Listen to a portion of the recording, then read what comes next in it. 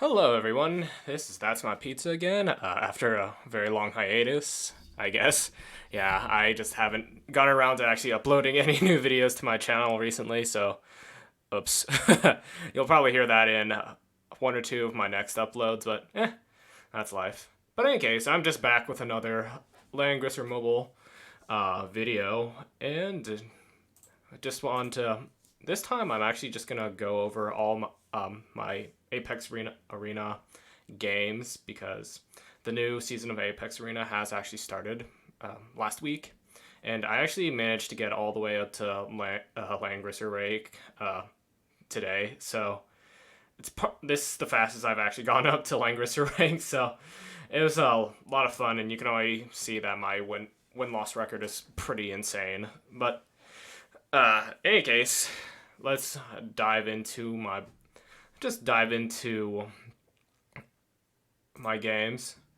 So I guess yeah, let me go over my box first before I dive into my games. And um, I made a few changes on my lat based on off my. I made a few changes. Well, I made a few changes off at the begin this week. As you can see, I added SP Elwyn into my box, so I pretty much booted Listel from my box this week because SPL was just significantly better, and I really have. Well, Listel has their uses, but I don't really need to use her anymore. In any case, let's get into the games now. So let me jump all the way back to my first match with Lord Gelmud. And this one, I was actually.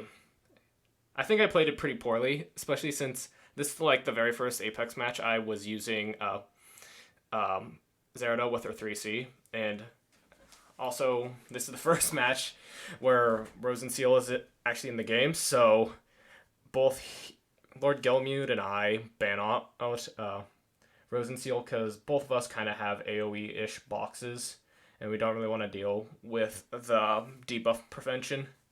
So essentially, uh, we both pick Juggler first, and then I go into Reen, and he also goes into Reen, because both those two, both Juggler and Reen synergize fairly well with each other because they have very good AoE, and unlike me, Lord Gelmud doesn't have Sophia in his box, so he has to, he's not as, he's not able to buff his box as consistently as mine, and so essentially, I get Zerda as fourth pick, which synergizes with Juggler, so that allows my Sophia to focus on buffing Reen.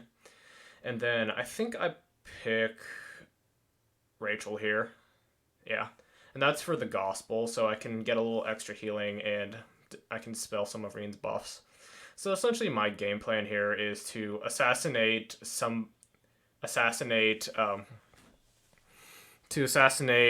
one of his high priority targets with my Zerda, but you'll soon see that it kind of goes awry.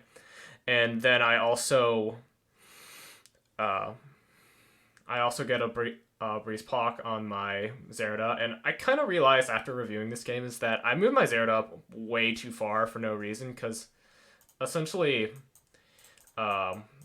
my Zerda has a bunch of range, but he can probably just use his transform and then kill off my Zerda, which it would be bad.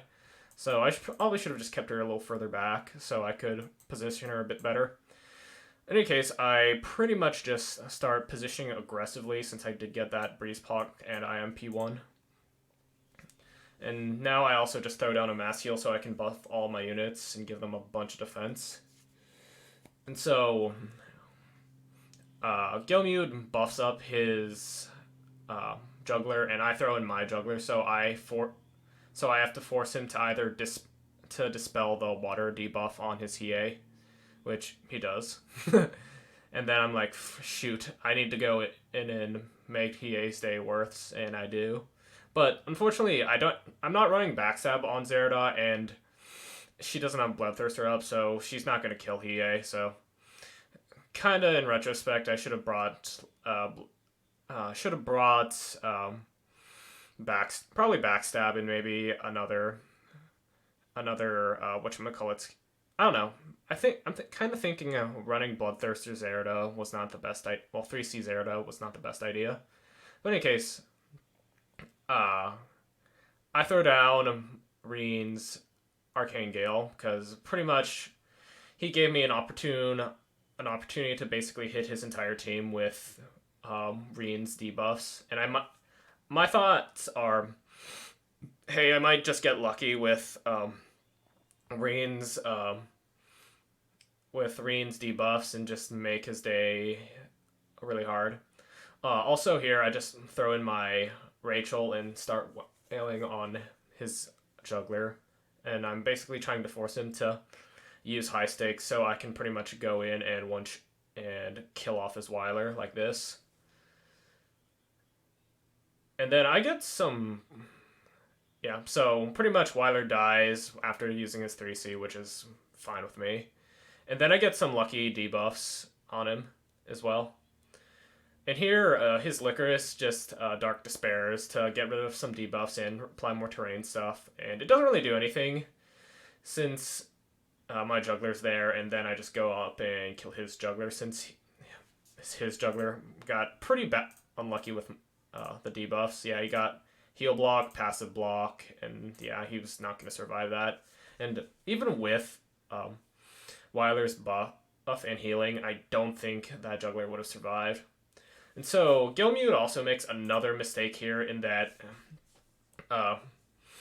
he melees my juggler and, well, he tries to melee my Rachel because he thought he could bypass his guard, but unfortunately he couldn't. And now I get slapped with a bunch of debuffs. So I'm like, oh crap.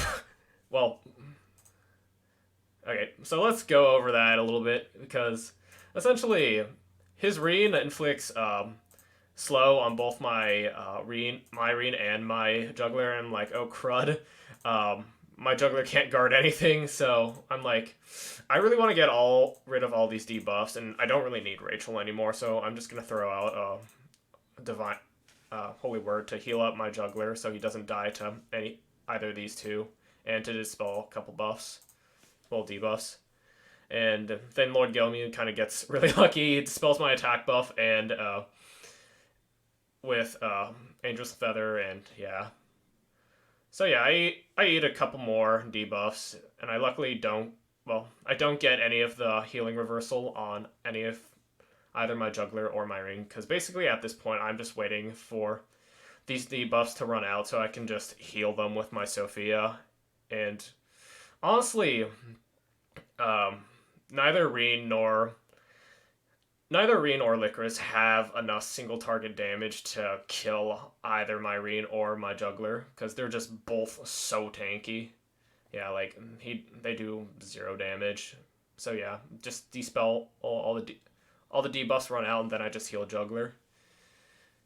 And so now he basically needs to get through my juggler now. He basically needs to get through my juggler if he wants to win, which honestly it's not going to happen, because he's just too tanky. And then I realized that I probably should have moved my Sophia in a better spot, because that she could have gotten silence from that. But in the end, that doesn't really matter, because now I just rewind, and now I think my juggler's Beast Shocker is up, so I can kill off his Rin now, and my Rin's AoEs are back up again. So before I do that, I just reapply Triton so I can make sure that he has his water buffs active, so Beast Shock will do a lot of damage. And at that point, Lord Gelmud couldn't really do anything against me, and I won. Okay, next match is against Randy, and I have no memories of this at all, since even though it was like a week ago. So he gets rid of my juggler, and I get rid of his juggler because he doesn't have Rosenseal. At this point, I'm kind of like wary of anybody running Rosenseal. So I pick my Landius, which I have actually been enjoying using Landius quite a lot recently because he is just so useful. His aura is so OP.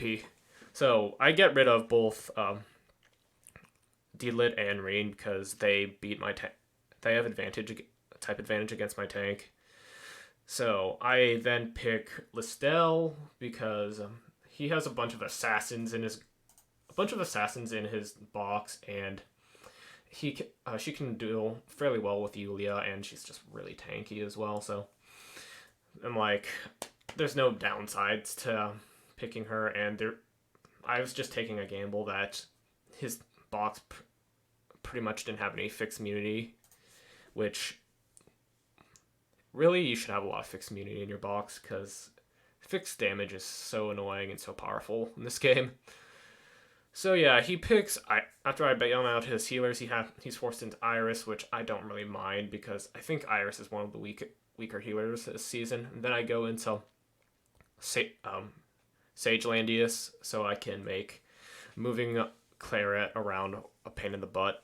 And then he actually gives me last pick Rosenseal, which is very questionable because she does incredibly well against Bozil, just like only Bozil, because none of his debuffs will be able to get through. So essentially, this is a very turtley tank push strategy that I'm going for. And pretty much, if I get rid of all of his units except his Landius and I have my Landius left, then I won, because his Landius can't do any damage to me.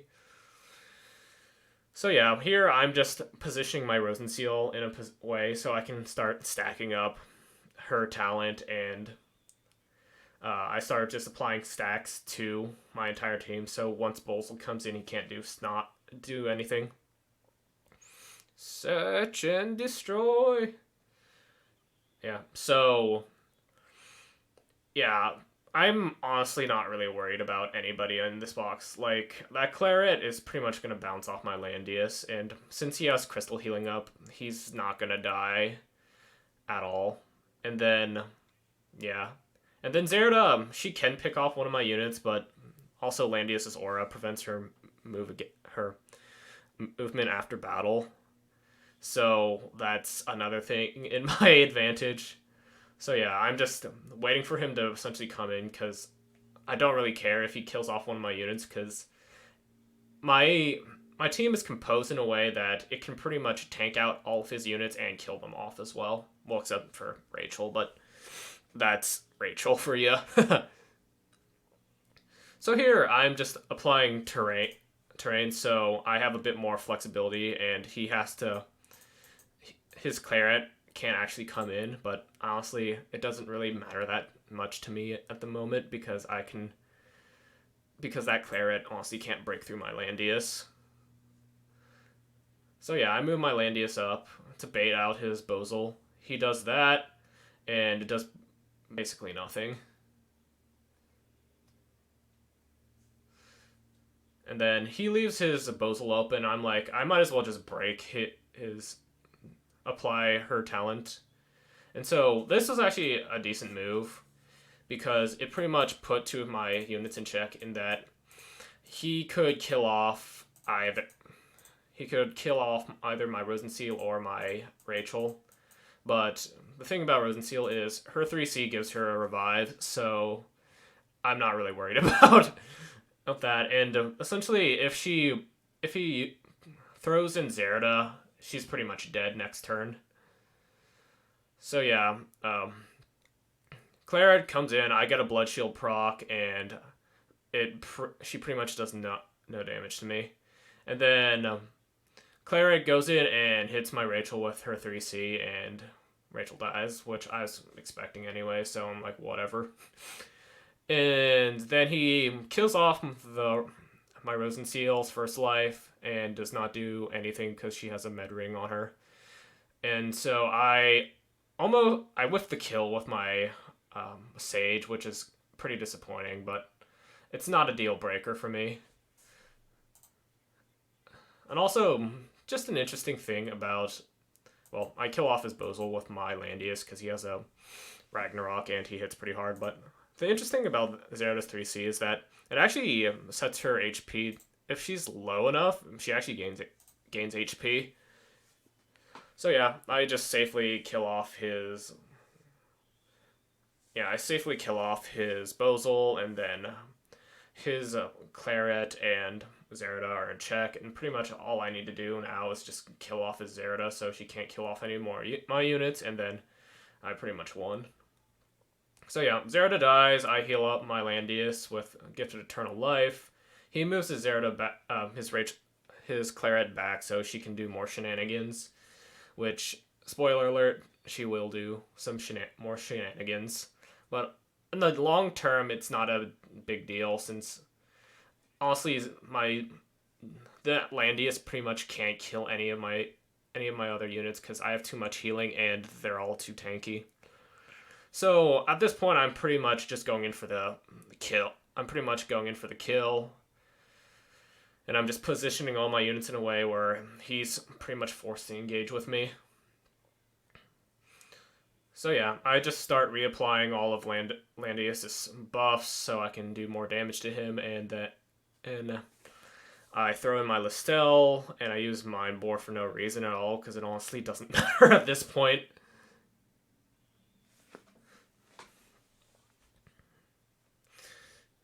Okay. So yeah, he's just moving around to get rid of the heal reversal on him. Well, he's just Randy's getting rid of the heal reversal, and this time his Claret actually kills my Landius, which surprised me at first, but then I realized he's using Griffin Knights, which makes a little bit more sense. But in any case, his Claret is pretty much dead meat at this point. So I apply a heal reversal on her, and then I move up my Listel, and then I apply the slow to her, so she can't get back into Landius' guard range. And then I just finish her off with old Landius. So at this point, he can't do jack to me, and his Landius almost dies to my Sage because he gets Death Robe debuffed, and then I apply Reaper's Touch to his Iris, and yeah, at this point it's pretty much over. Like that, his Landius won't be able to break through my Sage, and then he can't heal at all. And he's also in a really bad position due to my placement. And then I just push back his Iris. So 1, she can't heal, and 2, she's stuck in fog. So Randy runs away after that. Okay. So next match is against Chung, and I believe this one is actually really close, and I get kind of lucky with it. And if I'm saying that, you can kind of deduce that this game has a lot of debuffs, and boy does it. In any case, he bans my Landius for some reason, and then I banned his Landius because his team, he has a lot of Legends characters in his team, so I'm like, I might as well make his life harder by getting rid of his main faction buffer. Then I get rid of his secondary main faction buffer, which is Zerida, and then I get rid of Rosenseal since I want to slam him with a bunch of debuffs.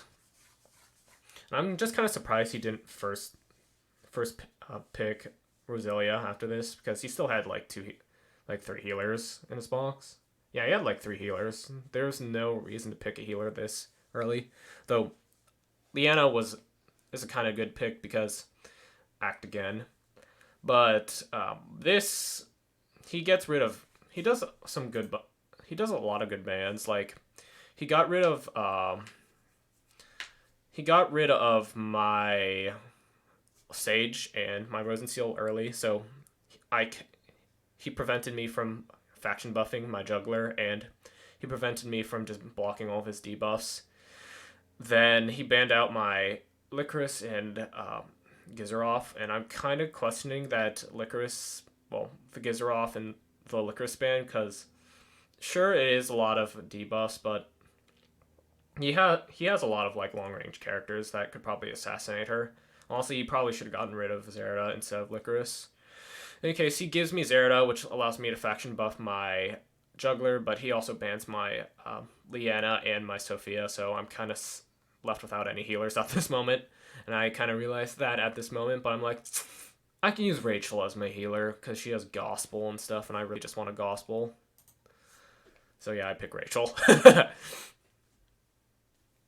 And then he bans out my Listel and my Ares because Lysel is tanky as heck and has a lot of annoying debuffs, and Ares has a lot of range, which honestly I don't think Ares is that great anymore, but that's just kind of my own feelings. And then I get last pick YiQiao, who, funnily enough, will win me this game. Okay, so my general strategy is to run up to him with YiQiao with Gospel buff and then kill him. And this Rin actually brought Arc Slash because he wants to gain some more stacks while he's waiting for me to try to slam into him. So yeah, there's that. Also, it's kind of interesting that he's the defensive... Yeah, he's the defensive Rin class while I'm the more offensive one. And honestly, I'm kind of thinking that I might want to switch my Rin over to the defensive one because he does not have enough defense. So I get a lucky breeze on my YiQiao, but it doesn't really matter at this point because he's pretty much playing very defensively. So I don't expect an engagement until at least turn 3. So we're kind of just going through the regular just footsies around, trying to get into the best position. I'm trying to make sure that my team isn't set up in a way where his Angelina can essentially use her 3C to blow me back and then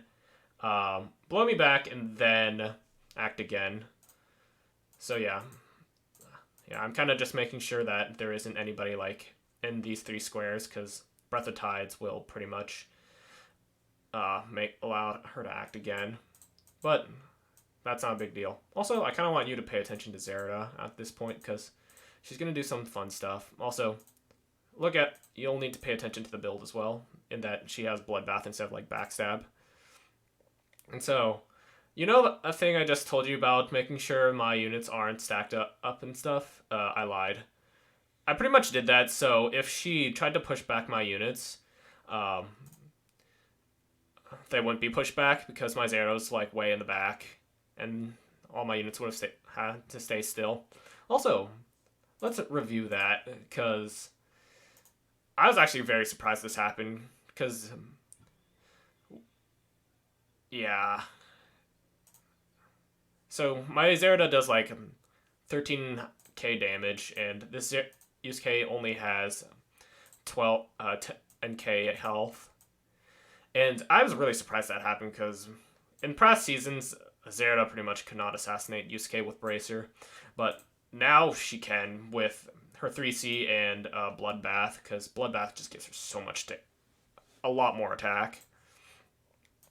Like, 3C Zerida is actually kind of scary, because I've gotten into situations where if I didn't get lucky, she could have assassinated my Rin. And that's why I also need to get more HP on my Rin. Well, defense on my Rin. My Rin has a ton of HP.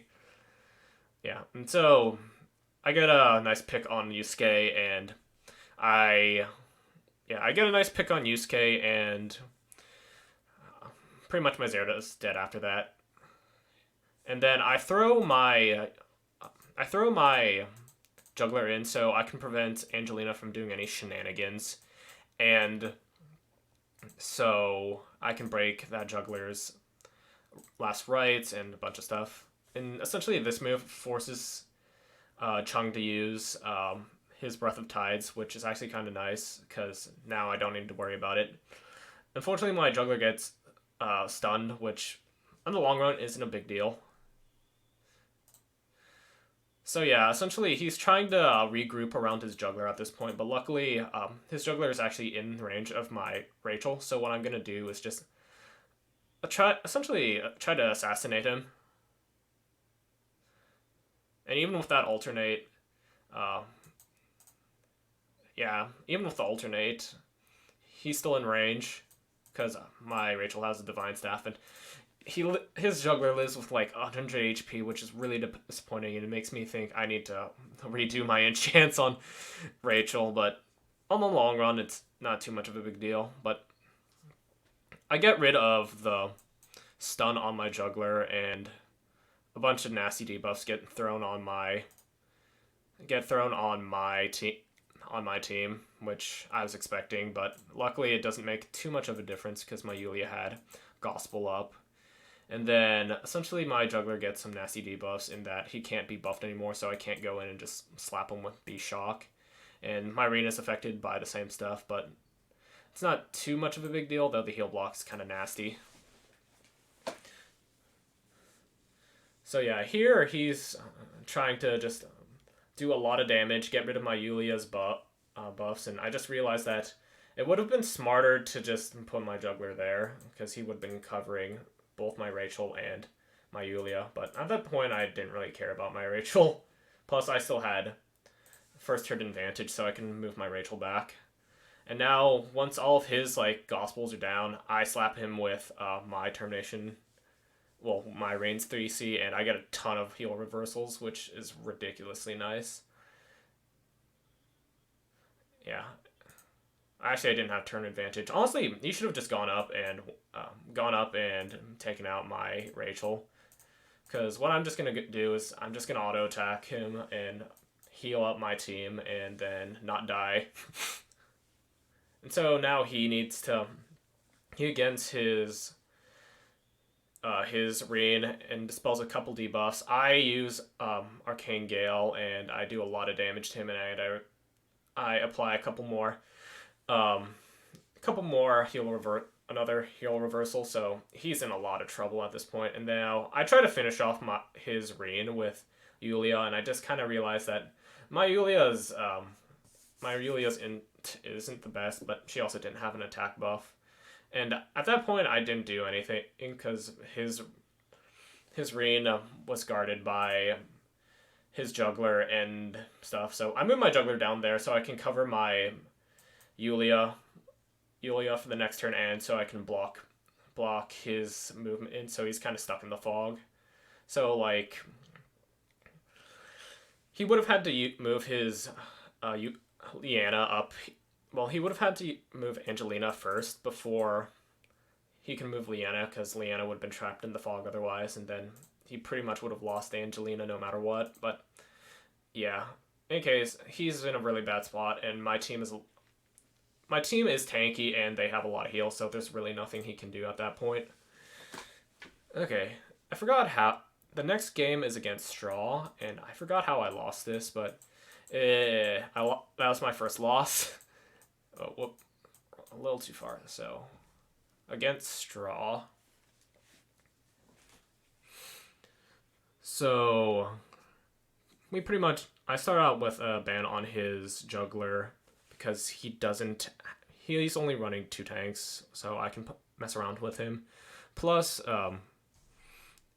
his box has a lot of single targets, so that's kind of worrying in all honesty, because juggler isn't the best against single target, and honestly, I'm looking to invest in a 3rd tank so I can deal with single target boxes a lot better. In any case, he brings Mystery Knight, who can pretty much punch through my juggler's guard, which is pretty bad. But just thinking back, so yeah, he's picking a lot more magic single target units, but he pretty much leaves all of his healers open, and I just banned them out. He bans out basically all my tanky units who could probably survive an assassination or who have high magic defense, and then he pretty much picks Illustrial, and in retrospect I probably should have gotten rid of Illustrial instead of Weiler. In any case, I pick Yulia because she has the revive and she works with Gizaroff, and then I'm pretty much left with Rosenseal, which she's not the best against this team because he doesn't have a lot of debuffs, but she does work with my team. Well, she does work with the mythical faction. So essentially, I tried to turtle here, so I can apply all my buffs and stuff, and try not to get one shot at the same time. So yeah, there's that, and he's just running in aggressively because he doesn't want to let me set up, and pretty much I can't really stop a lot of his units, and that's mostly because I didn't bring Magic Guard on Juggler.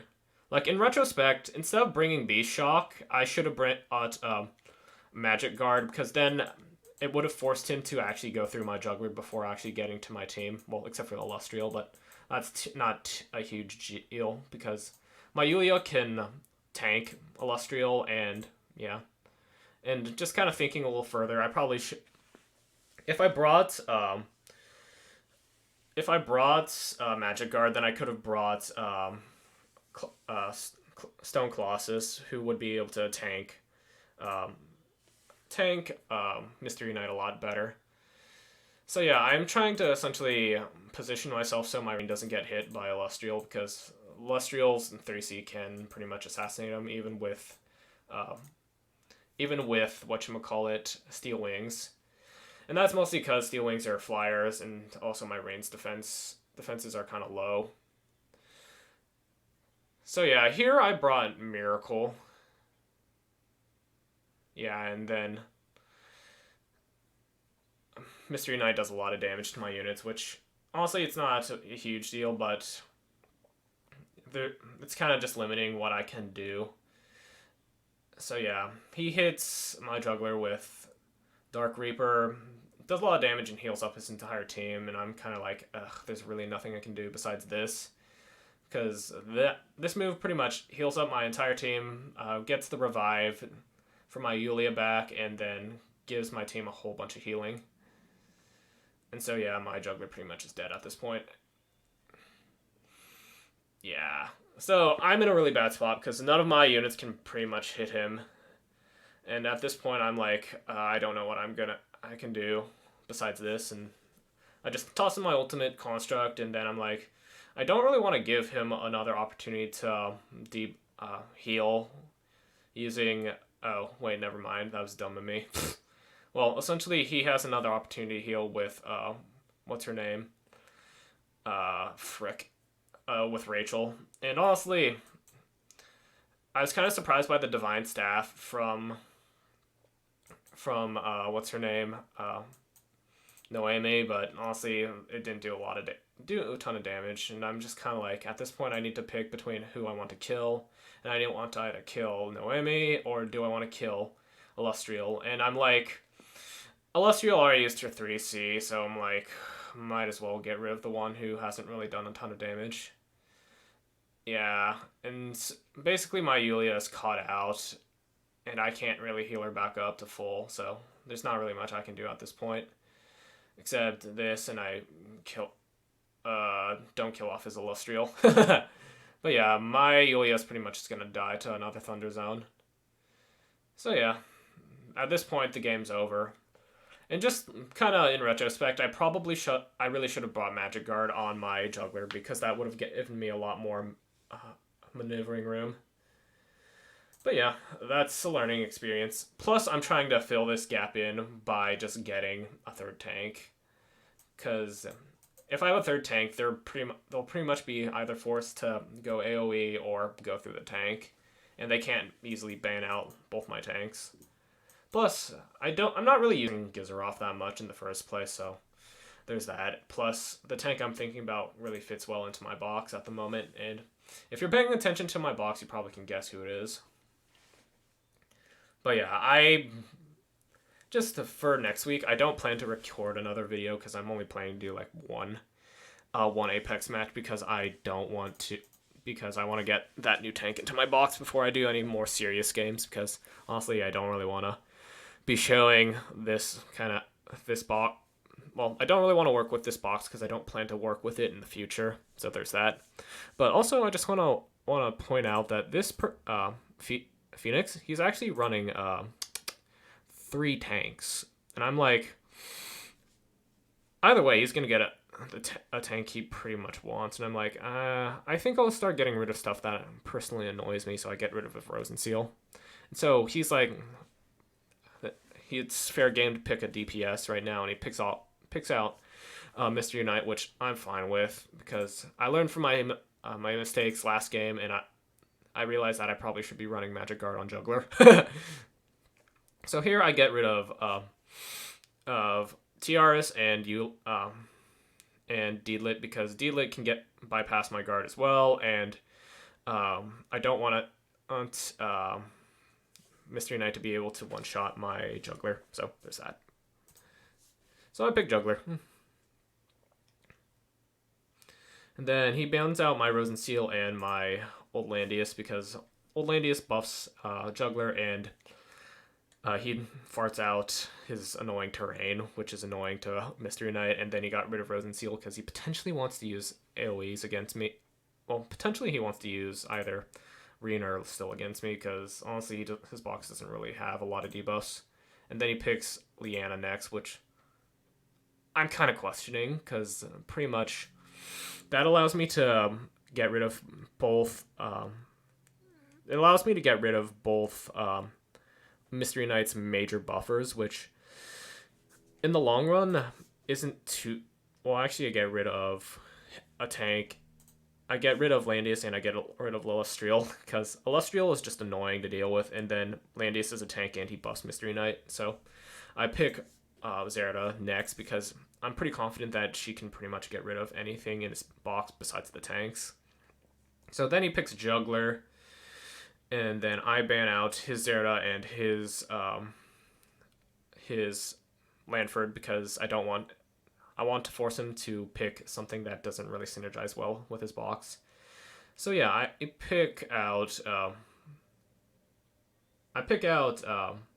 Licorice because that's pretty much the only healer I have left at this point, and then I pick out Rin because I'm like, I kind of want to go see if I can get a mythical or dark buffer, and he's like no, so I have to pick Listel, which actually is fine with me. And he picks up Elucia, even though she doesn't get any buffs, because I don't know why. And I'm not 100% sold on that Elucia to begin with, but it's honestly not a big deal. Okay, so pretty much he's P1, and he's doing the regular P1 stuff where he's just trying to rush me down while I try to sit back and apply as many buffs as I can before he slams into me. And he's going to slam into me pretty quickly because he has Ares. So yeah, he gets a nice breeze buff on Mystery Knight, but unfortunately she's way too far back to actually do anything besides use... She's too far away to use anything except this Thunder Zone that she did not bring for some reason. And I think what he was thinking is he was just going to bypass my Juggler's Guard and hit all my units, but I brought Magic Guard this time, so he doesn't have that liberty. So yeah, he applies Gospel onto Juggler, and then I move my Listel up because I know he's going to throw in Juggler next turn to break my Juggler's last rights. But unfortunately, he's not far up enough to actually do anything major, so that allows me to just move my Listel up and then Reaper touches Ares. And I did that because, one, it will decrease the amount of damage Ares actually does, because if he's running Full Moon, he's going to lose that Full Moon buff. However, he's still going to get his regular, Noble Charge buff. And unfortunately, he does not get Dispel my Juggler's water, nor does he get a crit. So, So yeah, he does Fiora's Hurricane. Pretty much does nothing. And then retreats back a bit into Juggler's guard range. And then I'm in a good spot, so I'm just going to heal up. And...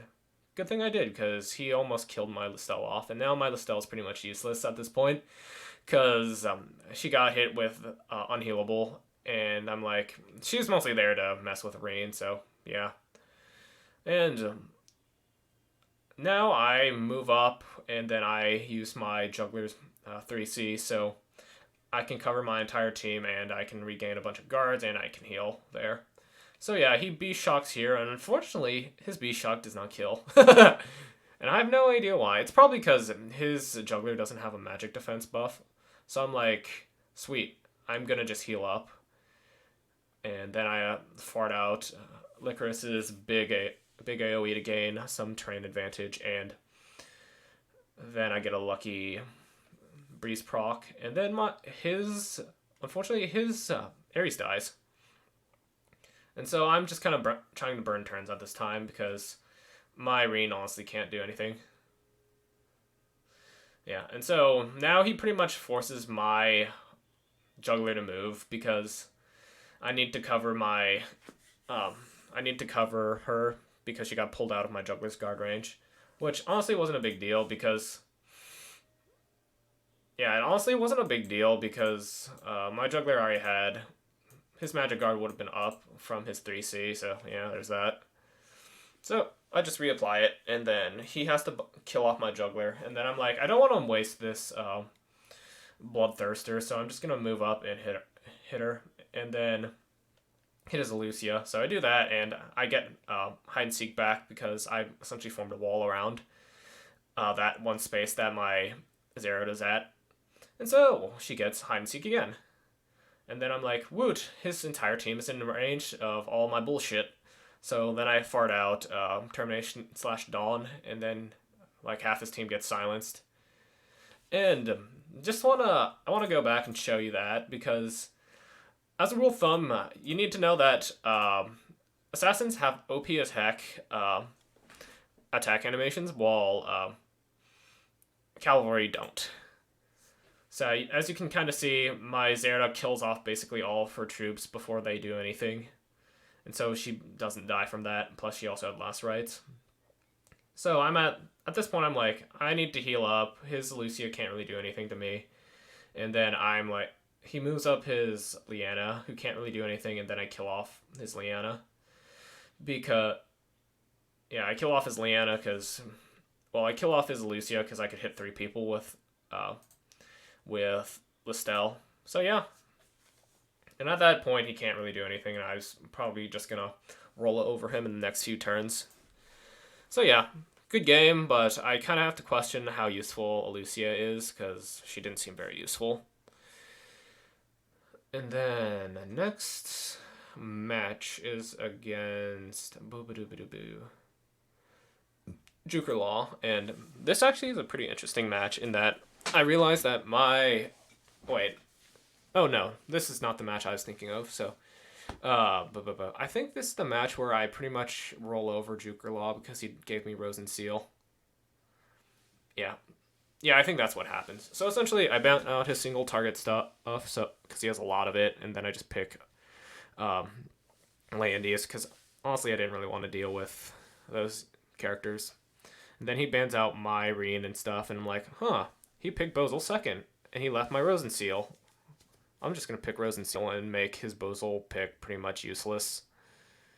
So yeah, all that's really left is a Bozil and then a bunch of units that can't really do debuffs against me. Well, except Listel, but I think I banned Listel. Not here. But, yeah. So essentially, I pick Yulia next, because essentially my strategy is going to be run up and slap him with Godly Menace. And then his strategy is try to bust through all my Rose and Seal's debuffs with his Listel and his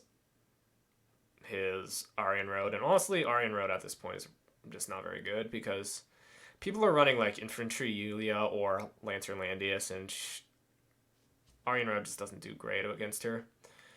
So I pretty much have a solid tank push team, while he also has a solid tank push team, except he doesn't have a attack buff for his Aryan Road, so she's not going to be doing much damage. I have Rose and Seal against his Bozil, so I'm not going to get debuffed at all. Yeah, and as you can kind of see how I play with Rose and Seal, I just stack up a bunch of her talent before I start moving in. And I'm just kind of questioning why I used Faction Buff there, because honestly it would have been better to just use 3-range guard first, but I guess I didn't want it to get dispelled. I don't know. So yeah, pretty much just sitting back, applying buffs, and just waiting for... Yeah. So he gets a lucky Breeze proc on his Bozil, and honestly, he probably should have just sent in Bozil right now, so I couldn't apply more buffs to myself, but at that point, his Bozil would have been dead, because I would have just gone up and killed him with Yulia. So yeah, I'm just kind of footsying around, and I'm like, go ahead, send in Bozil, I don't care, I have a ton of debuff immunity procs. And then he just tries to get rid of my construct, but unfortunately it is on defensive terrain. And I'm like, I can kill Bozil. And then I'm like, oh, his Listella has, whatchamacallit, Magic Guard. Oh well, she can't receive any buffs anymore. And now I'm like, I'm gonna apply a bunch of my stacks to my team, so I can't get debuffed anymore. So yeah, he tries to kill my Yulia, but she just heals it all up, and then he tries to dispel all those dispel my crystalline stacks, but unfortunately, that actually can't get dispelled. So I'm like, whatever. I'm just gonna move back, heal off your Aryan Road, and then reapply, get some more stacks. And then my construct finally dies, which is I don't really care. Oh yeah, and here's a time when Ares is actually useful. So essentially, he moved up his Landius into a point where his Bozal was unsecured. So I'm like, free kill, and then I go in and kill off his Bozal with Noble Charge. I'm like, ha. And then I pull his team onto me, and they can't really do anything. And then I break Aryan Road's shield. And so, yeah, Listel's pretty much useless right now because he doesn't know it, but my Yulia and my Rosenseal have immunity to fixed damage, and I don't really care about Gizeroth at this point because his construct is dead. So yeah, I just send in my Landius to hit his Listel because I want to just get some extra damage on him. And then at this point, I'm like, his Landius's guard is down, so I'm just going to crush his Iris, and pretty much it's over at this point because now he can't guard. And then he tries to Reaper's Touch my Rosenseal, but unfortunately she has 5 stacks up and it does absolutely nothing. And now I just finish off his Aryan Road. And at this point I'm like, I'm pretty much gonna win. And then Jukerlaw surrenders because he had no way to kill off the rest of my team. So yeah, there's that. Doo-ba-doo-ba-doo-doo. So, okay, that's Sky Monster. So next I play against, I think this is Chinese or maybe Japanese. I'm not too sure. I'm not very good at recognizing hiragana or katakana or kanji.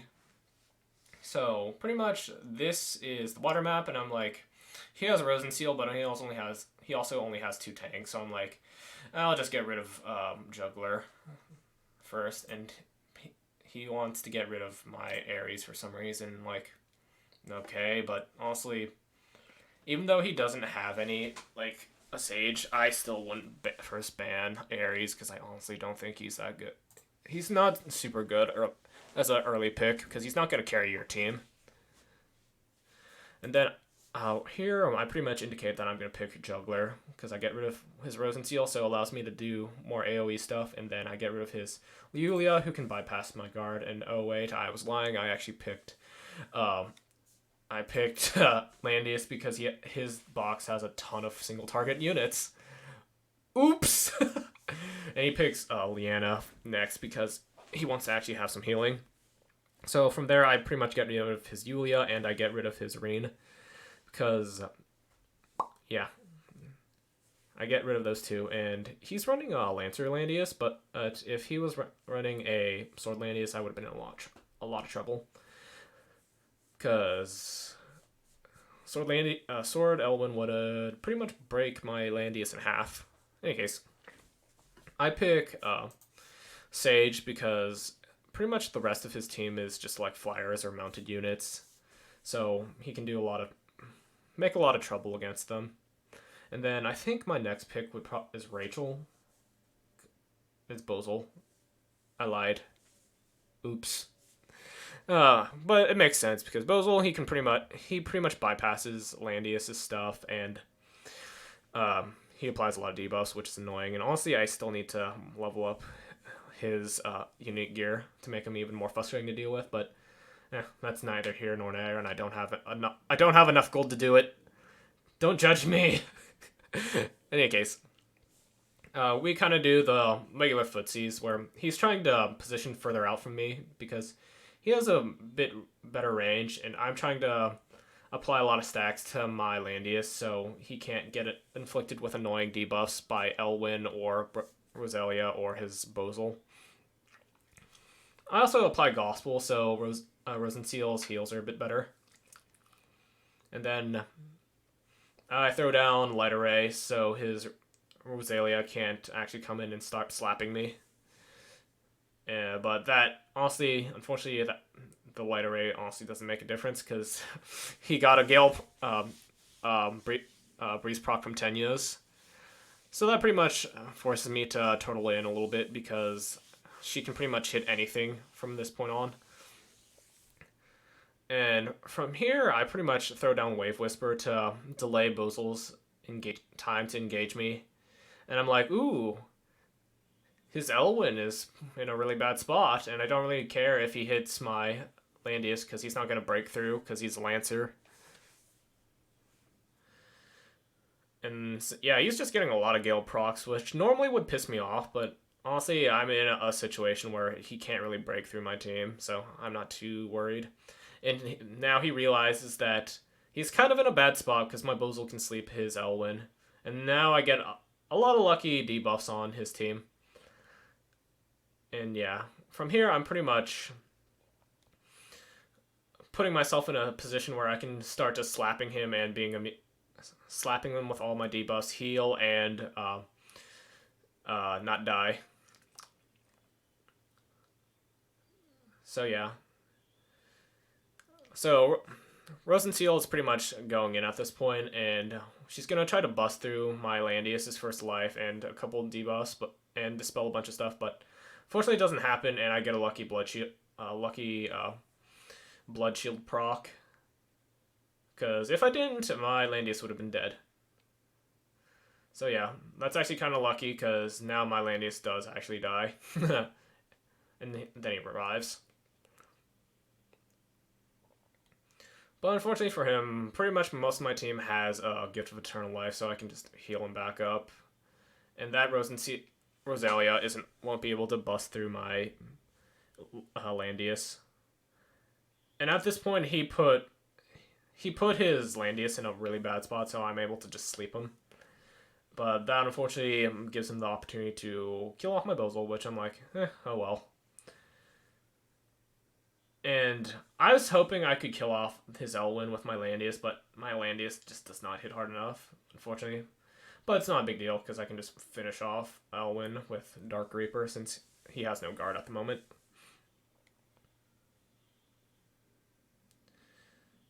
So he tries to sleep my Landius, but unfortunately, I have Rosenseal, and he does pretty much nothing. And then I kill off his Leanna, because his Landius is still stunned. He tries to break through my Landius again, but my Landius just tanks it like a boss. And I'm like, you can't beat me anymore. So yeah, his Landius is still stunned. He loses guard, and then I just run into Rosalia with my Sage, because Sage is really tanky. And he just heals it all up with Crystal Warlocks. So now he's reapplying Peace of Mind, so he can have some guarding left, but I'm like, yeah, really can't do much against me at the moment, so yeah. So he black holes my team, does absolutely nothing.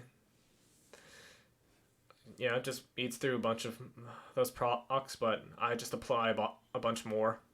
And next turn, he would be able to punch through my Rosenseal stacks, but that's not gonna happen.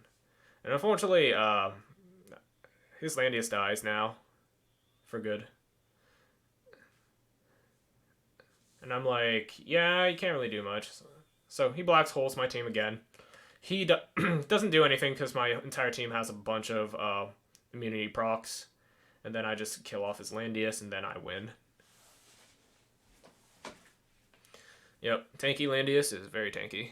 Though, I honestly think my Landius gets one-shot a little bit too often. And that's probably because my troop training isn't the best, or my enchantments aren't the best. Either or. I still won. So, next one is against JessiKeuT. And this is actually a pretty interesting match, if I remember correctly. I don't get Rosenseal, unfortunately, but I think it demonstrates why I kind of don't give a snot about Ares anymore. yeah, I think that's it. So I get Lando, he gets Lando. My Lando will beat his Lando, unfortunately. So yeah, I get rid of the things that will beat my Lando, and then I pick my Rin. And Rin is very tanky.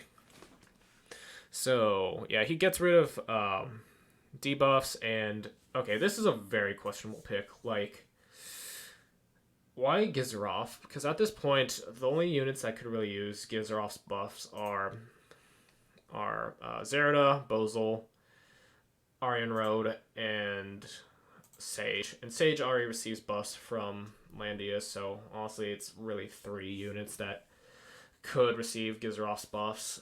And I don't care about Aryan Road since my team pretty much can tank anything she dishes out, so I just get rid of his Bozel and Zerda. Then I bring in Sophia because, one, I was free. He banned out 2 of my healers already, so if I didn't pick a healer now, I was not going to get a healer. And generally, Sophia can buff up my Rin to make him very deadly. Well, buff up my Rin to make him annoying, and she can also buff my other units, so it's a very safe pick, to say the least. So he gets rid of my Zerda and Tree Sage, and he picks his own Tree Sage because he's thinking, this Landius might be a cavalry, but unfortunately he's not. And yeah, can't really do anything. So at this point, I'm like, my win condition is to just run into his team and kill his Landius, or apply a crap ton of AoE on him. So I just pick up Licorice because she has a lot of healing and a lot of annoying stuff. And then he leaves my Yulia and Rachel because he figures that he could probably kill him off with AoE. But unfortunately, you're going to see that that doesn't happen at all. Okay, and then he picks up Sophia because he figured that since I'm not afraid of his Aryan Road, I'm probably running like a Lancer Landius, and my Yulia is probably infantry, which it's correct. So yeah, he summoned. We're just doing the regular footsies. I'm positioning my units very aggressively because what I want to do is just apply all my start hitting him as soon as possible because I want to get this match done. And I'm pretty confident that he can't kill any of my units. So yeah, I'm just positioning all my units in a way so if Ares comes in, they'll be covered by my Landius's aura, and Landius's aura is ridiculously powerful. Like, it just makes all your units so much more tanky. Like, it makes it really hard to kill off Rin, even squishier mages like Licorice. So yeah, I'm just slowly inching my way up because I'm not afraid of this Ares at all.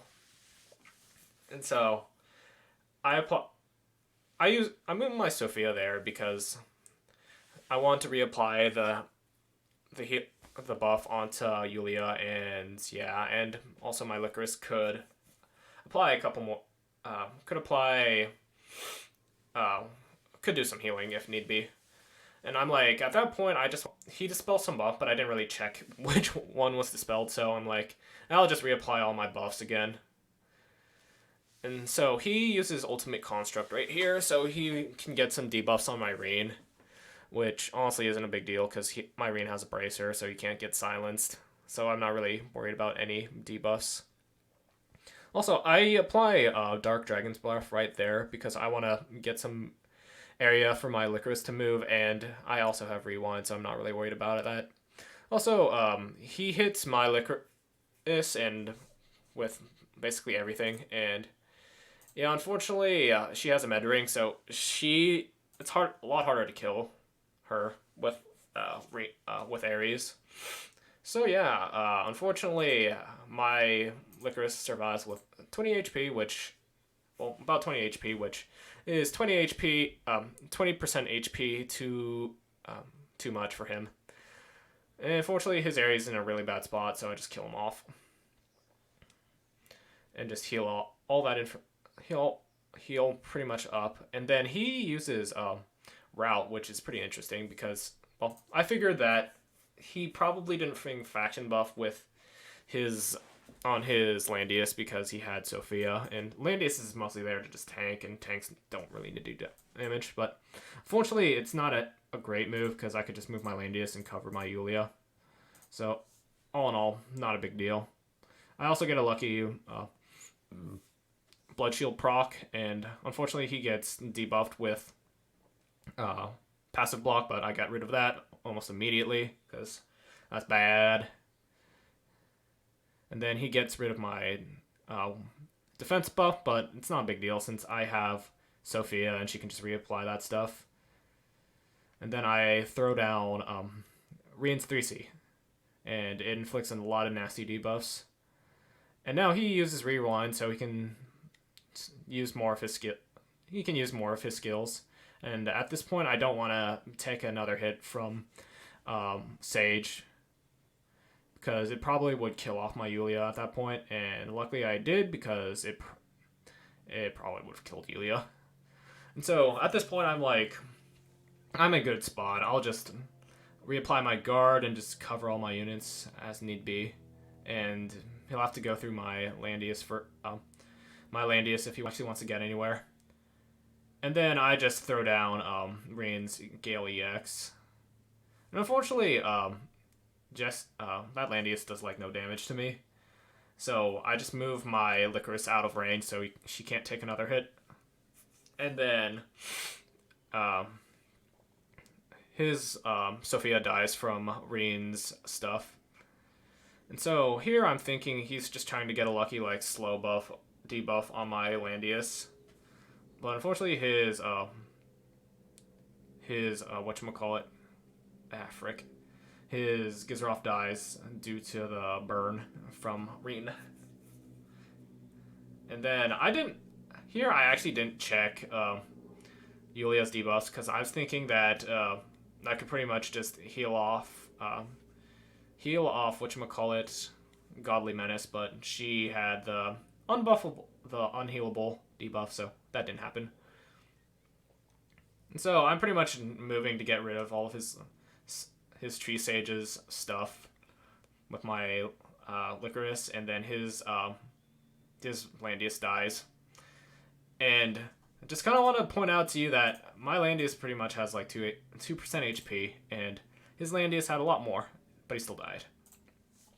In any case, his Landius dies, and my Landius lives, and then I'm just kind of tanking everything he throws at me, and then he pretty much surrenders because he basically doesn't have anything to kill off any of my units at that point. Okay, who is next? Oh, Nitro. And here's my second loss of my entire run to Langrisser, and I actually made quite a few mistakes in this one, which is kind of disappointing, but there's first off, I should have noticed that I was kind of just glancing over, and I didn't notice he didn't have a Landius in his box, so if I did notice that, I probably would have just got rid of his Juggler, but whatever. Or I could have just gotten rid of his Landius, because his Landius actually buffs a lot of his units, but whatever. So he picks Juggler, I get rid of Rian and D-Lib because they kind of they could potentially mess up my Landius. I pick Leanna next because he banned out one of my healers, and I thought it was a safe pick. He picks up Licorice, and I'm I get rid of some of his assassins and Leanna because I don't want him acting again, and I wanted to force him to. Well, I wanted to force his Licorice to be primarily a healer. So then I pick up YiQiao because I figured that I could pretty much face roll into him since I left 2 tanks for him, and she ignores Zerata pretty much. So then I get rid of the mythical faction buffers because these 2 are mythical faction. Pick up Rachel because she can go through the dog's guard, and she can hit him pretty hard as well. And then I pick Bozel at this point because I figured that I could do some shenanigans with his summon, in that I could pretty much force the Zerata to position in a very weird, awkward ways. Anyways, my main strategy is to run up, face tank everything, and then kill him. But unfortunately, it doesn't work out too well for me. So I positioned my YiQiao up aggressively because I wanted to get in his face quick with her pretty quickly. And then I actually brought someone undead with Bozol, so had to force, so I could force his, so I pretty much had to force his Zera to go either here, here, here, here, here, or here to actually kill off my Bozol.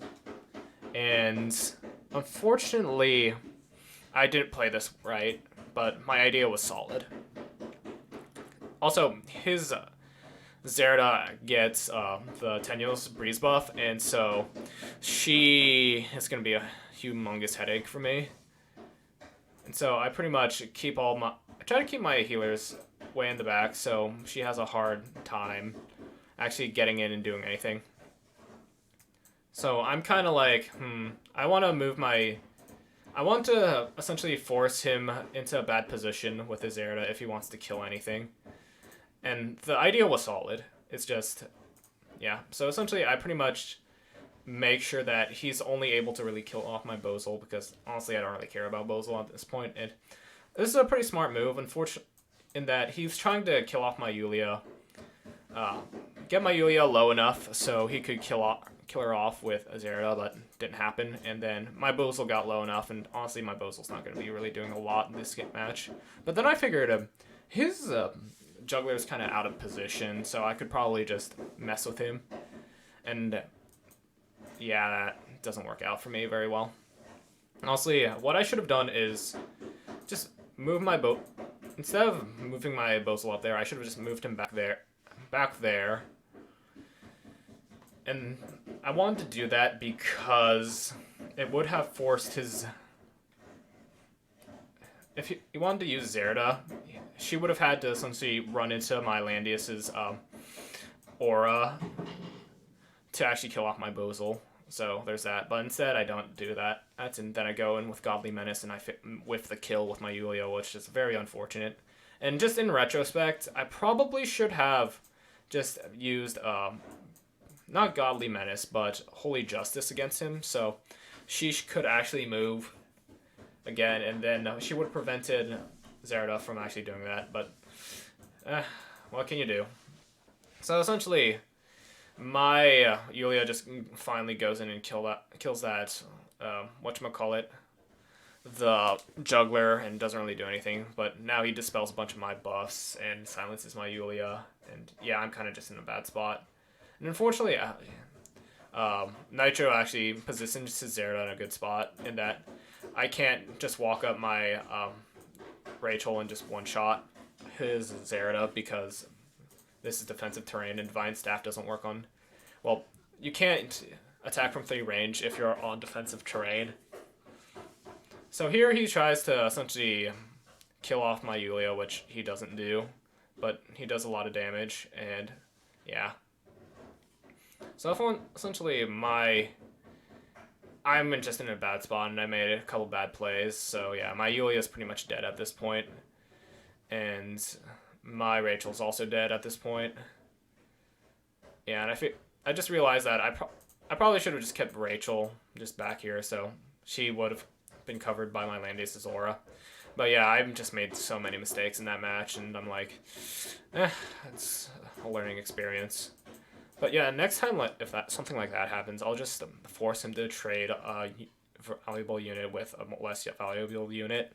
Because honestly, I really didn't need Bozol in that match.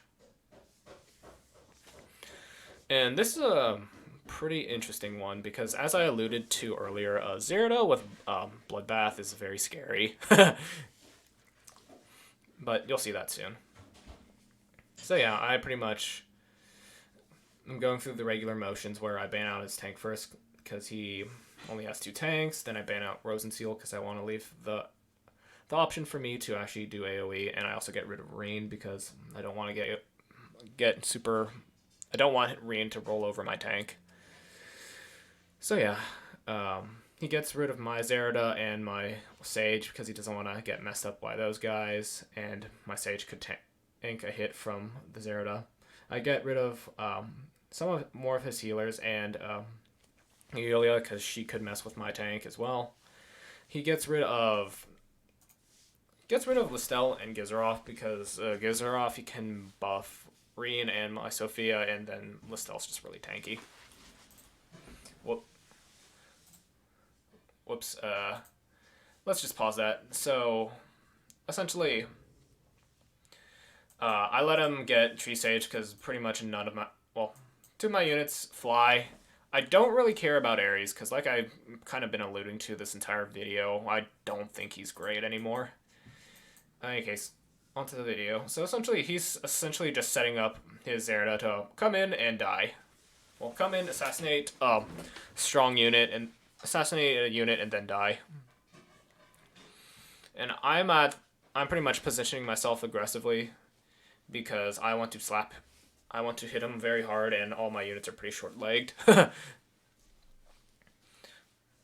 So yeah, I don't know why his Landius his Sage threw out Light Array this early, but it's whatever. I didn't really care. And just looking at these replays, I realized that I really need to put Tenyos on my Sophia already because I am not using what's her name, Iris. And also, that's a pretty big mistake on my part. It's because I pretty much let Licorice's buffs expire using that. Oops. Yeah, and this is kind of an annoying combo that I always forget about is that Weiler can act again Zerda because she gets rid of her soldiers. But I'm like, Zerda is going to be annoying, but I can pretty much mess with her. Like, my Licorice is pretty much dead at this point if he wanted. But, so I'm just going to position my Landius in a way that would force him to make a trade for my Licorice. But I wasn't expecting to actually go against my Reen, and let's go back a step on that. So I get a win wall on this, and it actually comes really close. Sieghart comes really close to killing my Reen. I'm like, okay, I really need to get more defense on my Reen because he is not tanky enough. So yeah, I'm actually considering changing my Reen's class so he can't get assassinated by Zerdas like this.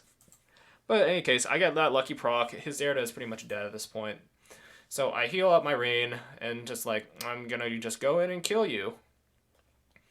And so Ares comes in and throws his AoE down, and he doesn't get a crit on my Licorice, which pretty much means that my Licorice is gonna live.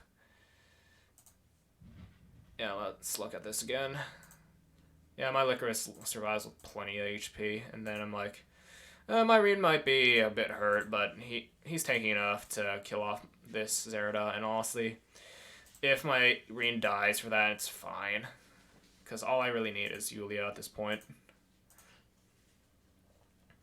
So, he does that, does Wave Whisper, tries to kill off my Reen, but my Reen is way too tanky. And so, yeah, he's just rushing in to save his Ares, and I'm like, whatever, you're not going to be able to do much. So I just Dark Despair to heal up my entire team, get rid of his first, whatchamacallit, breath, and then he gets slowed, so he can't go back to his Landius and heal, so I just go and kill off his Ares since it's a free kill. And now it's pretty much a 3v5, and he doesn't really have much of a chance, because none of the units he has are actually really damage dealers. And now he gets another clock. Unfortunately, he didn't have enough luck. He didn't have the... I was lucky in the most important... the more important trade in that my Reen survived that assassination attempt by his Zerda. But yeah, moral of that story, I really need to get more defense on my Reen, like holy crap. And I will probably be working on that once I have more gold. Yeah, at the moment I really don't have any gold. It's so painful. In any case, my next match is against Michuzak, and I'm just kind of... This match pretty much solidifies why I think he is pretty garbage. Like, you'll see soon enough, but I just kind of feel he whips way too many kills, and just everything about him is just way too inconsistent. So, yeah, I'm kind of just breezing over what I'm saying, but essentially I'm trying to I got rid of his Zera because I don't want to deal with assassins. I didn't get rid of Celestial because of assassins. I get rid of Reen because I don't want to deal with debuffs, and he pretty much counters my Landius. So then I pick up Sophia because he already banned 2 of my tanks, and he got rid of my Ares, who has a lot of movement and could mess him up, and then he got rid of my Sage, who can mess him up with Glare. He picks Listel because Listel's can fly and is very tanky. I pick up Reen because big AoEs and debuffs go burr. And then he picks up Hiei, and honestly, it's a fine pick. It's just I think Hiei is kind of shit. So he allows me to pick up Gizoroth, and I'm like, I can have fun with Reen and stuff, using Gizoroth's summons and stuff. And then I pick Bozel because that's pretty much the only person I'm left with, and his team's going to be really spread out, and it has a lot of debuffs, and I don't have a lot of debuff clearing, so I'm like, Yulia is not a good pick for this. Plus, she's very short-legged. Yep. So I go in, start setting up, and I anticipate that he's going to come in with... well, I want to give my Reen a bit more movement so I can mess him up. And then, you might have not noticed it, but his CA actually got a tenuous proc from Ainz, which is not good. And then I'm like, what can I do about this CA? And like, whatever. I'll block him off. I'll be smart and I'll block him off with a summon using one of the my Bozel summon, because Sky Garden's actually good for blocking off units using summons.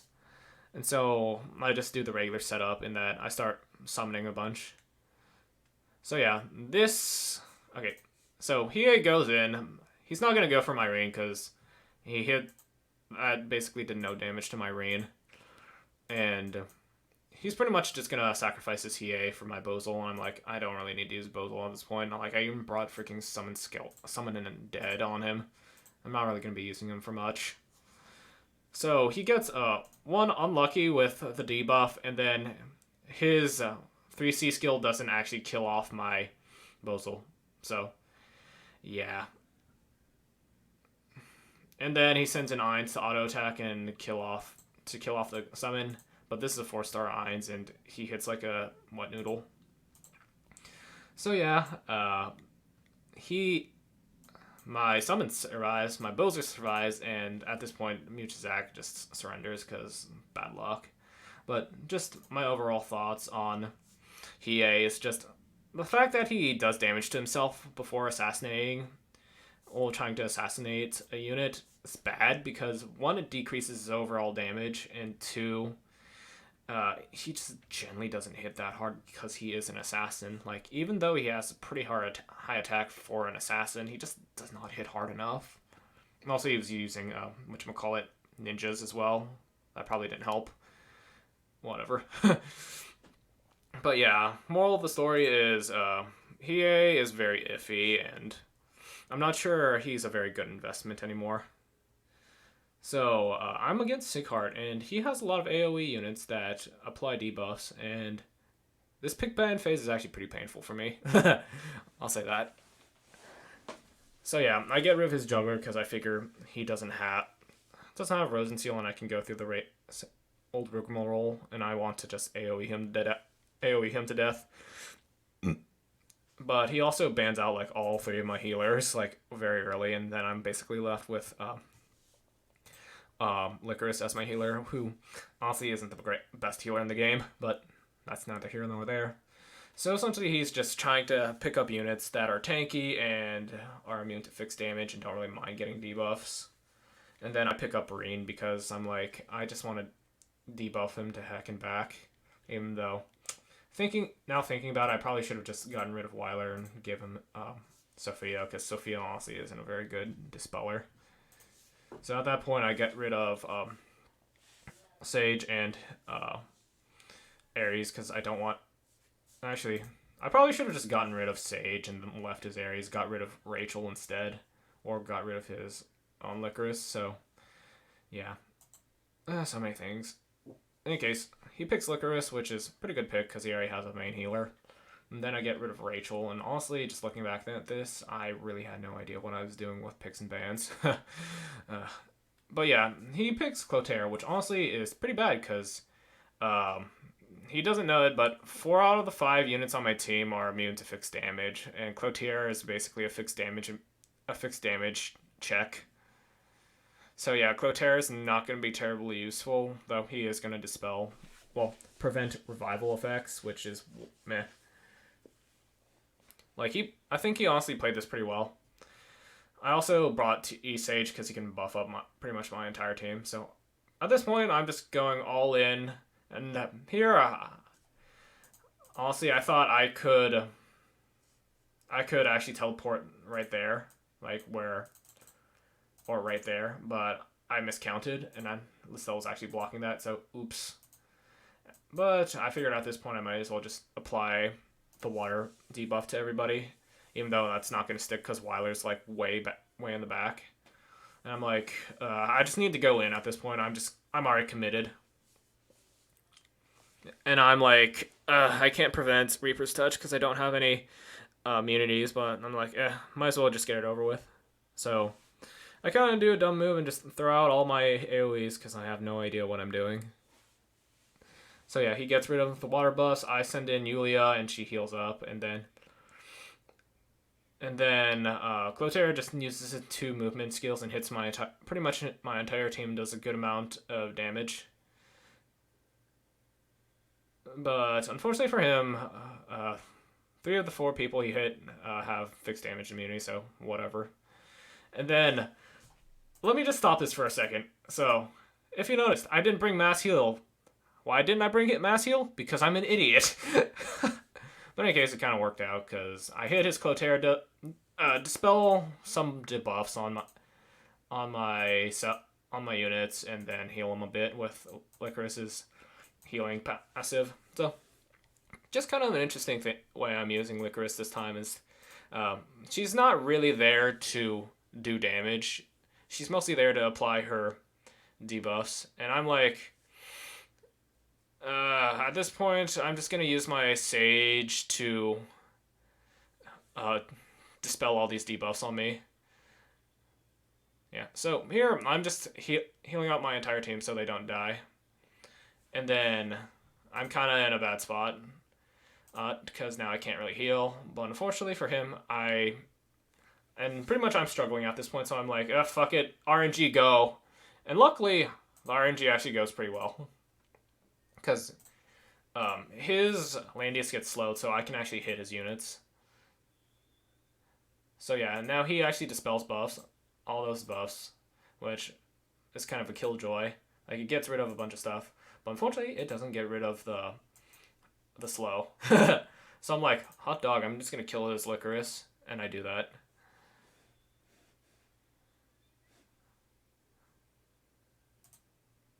Honestly, I think that's basically the only move I could really do at that point. So pretty much now I'm like, fuck, F it.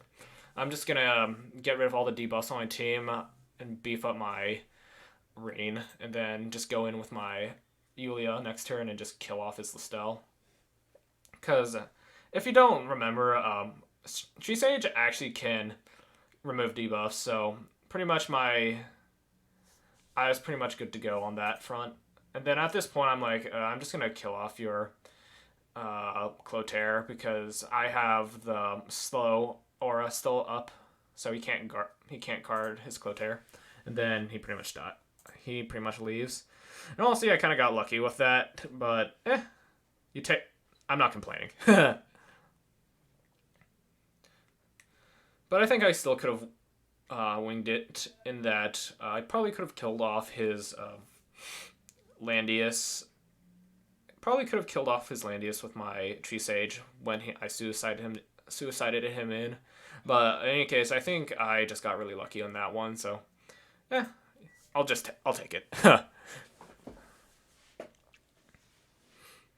So here I'm actually up against Eggteng, and it's actually a pretty solid match. Though I also think I got fairly lucky in that I got a lucky Tenuous proc on a really good character, and then I pretty much just pressured him to death. Well, applied so much pressure to him that he couldn't really do anything to me afterwards.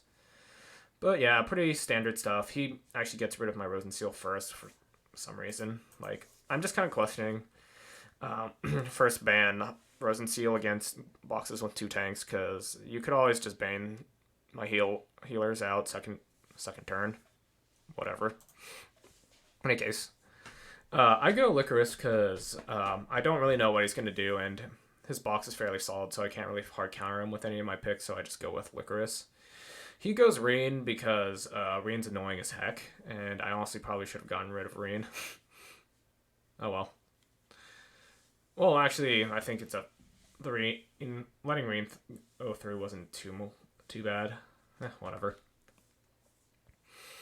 Like, I got rid of his Zerda and his Rosenseal, so I can actually debuff him, and I can actually not fear from all my mages' lot. I don't need to have my mages fear death. In any case, instead of picking Yulia, I think I go with Gizaroff. Yeah, I do go with Gizaroff because I can buff up my juggler, and Yulia doesn't really work against excuse me debuffs. Yeah, and I also give him Bozal. So yeah, lots of debuffs. So yeah, this Bozal brought pretty standard stuff in that he brought Sleep, Black Hole, and Faction Buff. And I actually brought Mass Resist on my Sophia because my Rachel can actually do a good amount of healing and dispelling. Also, I want another way to apply Sophia's talent and deal with sleep. So yeah, Rena's actually just building up stacks on his talent by using Arc Slash at nothing. So yeah, we're kind of... My major plan right now is just to run into him and pretty much kill off his units. And yeah, he's kind of stuck with Ares, and Ares, like I said, with Ares, I think he's a bit too situational at this point to actually be useful. So yeah, there's my Lucky Tenyo's Breeze proc on my Licorice. So yeah, I'm gonna throw my Licorice very soon. And here I realized that I probably should have been a bit more. I should have been a bit more, not liberal. Should have been a bit more picky about when I use whatchamacallit, Gospel, because my Rachel's not in a position to actually go in and do anything. So yeah, here I started applying a lot of pressure to him in that I pretty much prevent his Bozal or his Reen from going in and hitting my team next turn. Because Reen is stuck in water, and then I knock down Bozal with Beast Shock. So there he basically sends in his Ares to make sure that his Bozal isn't locked down. But unfortunately, I move up my Licorice and apply a lot of pressure to him. And... oh, never mind. So here, he just gets rid of all the debuffs I applied to him, but I still have a lot of pressure on him due to Licorice being up in his face. And then I'm like, I don't really have any safe moves at the moment besides this, so I just throw in Gizaroff Summon because it's safe, and it's really not a big deal to me. Also, unfortunately for him, his Landius got a very unfortunate debuff when he stood in Licorice's pool of goop, in that he got slowed. So I could just throw my juggler at his Ares and just get a free kill. So he's like, Eggteng pretty much is trying to get the best out of a shitty situation, and then he just uses sleep on my juggler. And here I actually realized that I probably should have positioned my Licorice right here instead, even though Landius could have hit her the following turn. And that's because that would have closed off this little gap over here where his Wily could just safely heal.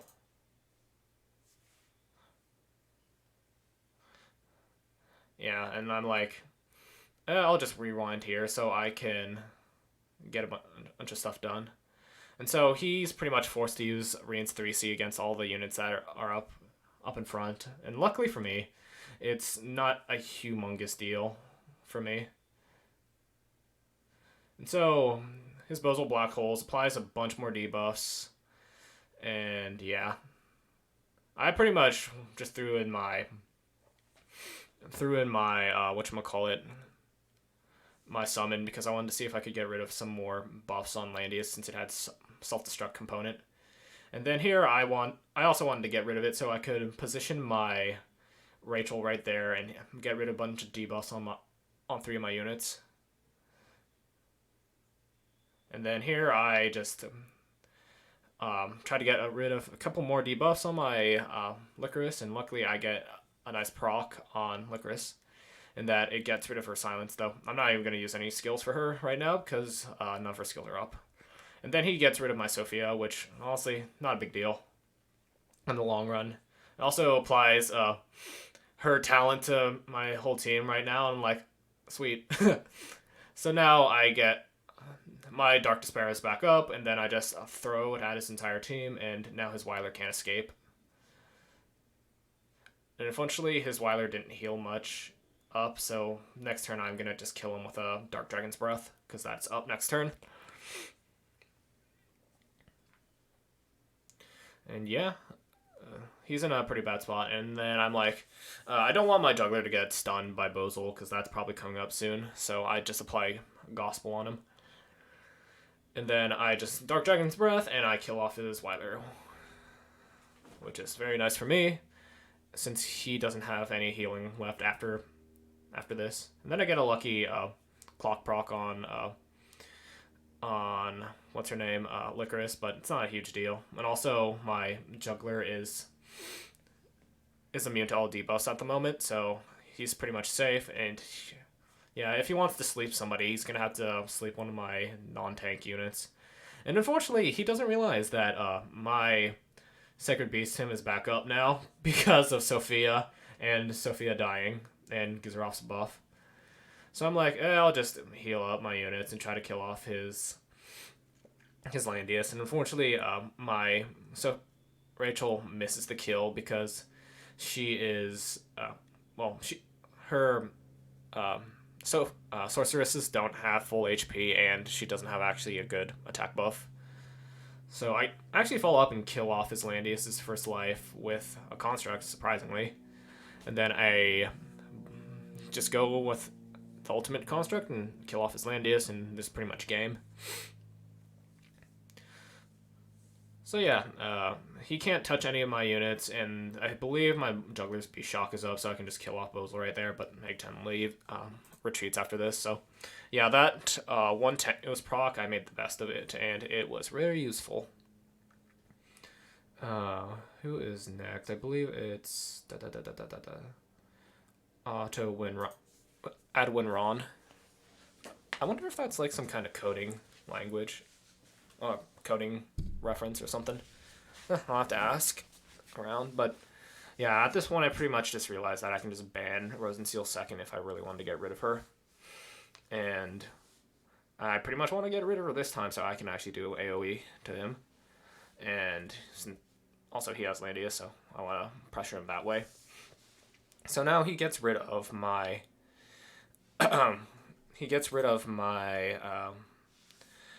Ares because of range, but honestly, if he's going to pick Illustrial, he should have just left Ares, because Ares is pretty hard countered by Illustrial, but whatever. And then he gets rid of my Yulia because he doesn't want my Yulia to just run up and wreck his face. So then I get rid of Zerida and Needlit because they're annoying, and they could do a lot of... Zerida is just annoying to deal with overall, and then D-Lit can mess up my tank, and then I'm pretty much like, I'm leaving him Bozal, and I want to just hard counter him with Rosenseal, because Rosenseal also blocked the debuff application from Illustrial, so there's that. And then he pretty much got rid of my Reen because he's tanky, but again, I think Illustrial can pretty much just one-shot him. And then Gizaroff, because, I don't know, he doesn't want me to buff up my Illustrial. I don't know. Well, I do have a bunch of Mythic units in my box, but honestly, it's not a big deal. So yeah, I pick up Listel, because I figure that she can tank tank a hit from Illustrial, especially if she's running like whatchamacallit, frick. Yeah, if she's running Bone Dinos. So I ban. He picks up Weiler because Weiler's pretty much the last healer I left him. And then I pick up Bozal, which honestly is kind of iffy because Illustrial's a thing. And then he leaves me with Zerda because Zerda doesn't do very well against Illustrial. So yeah, my thought. So yeah, he does pick up Bone Dinos this time, and I'm like, yeah, my team can pretty much handle.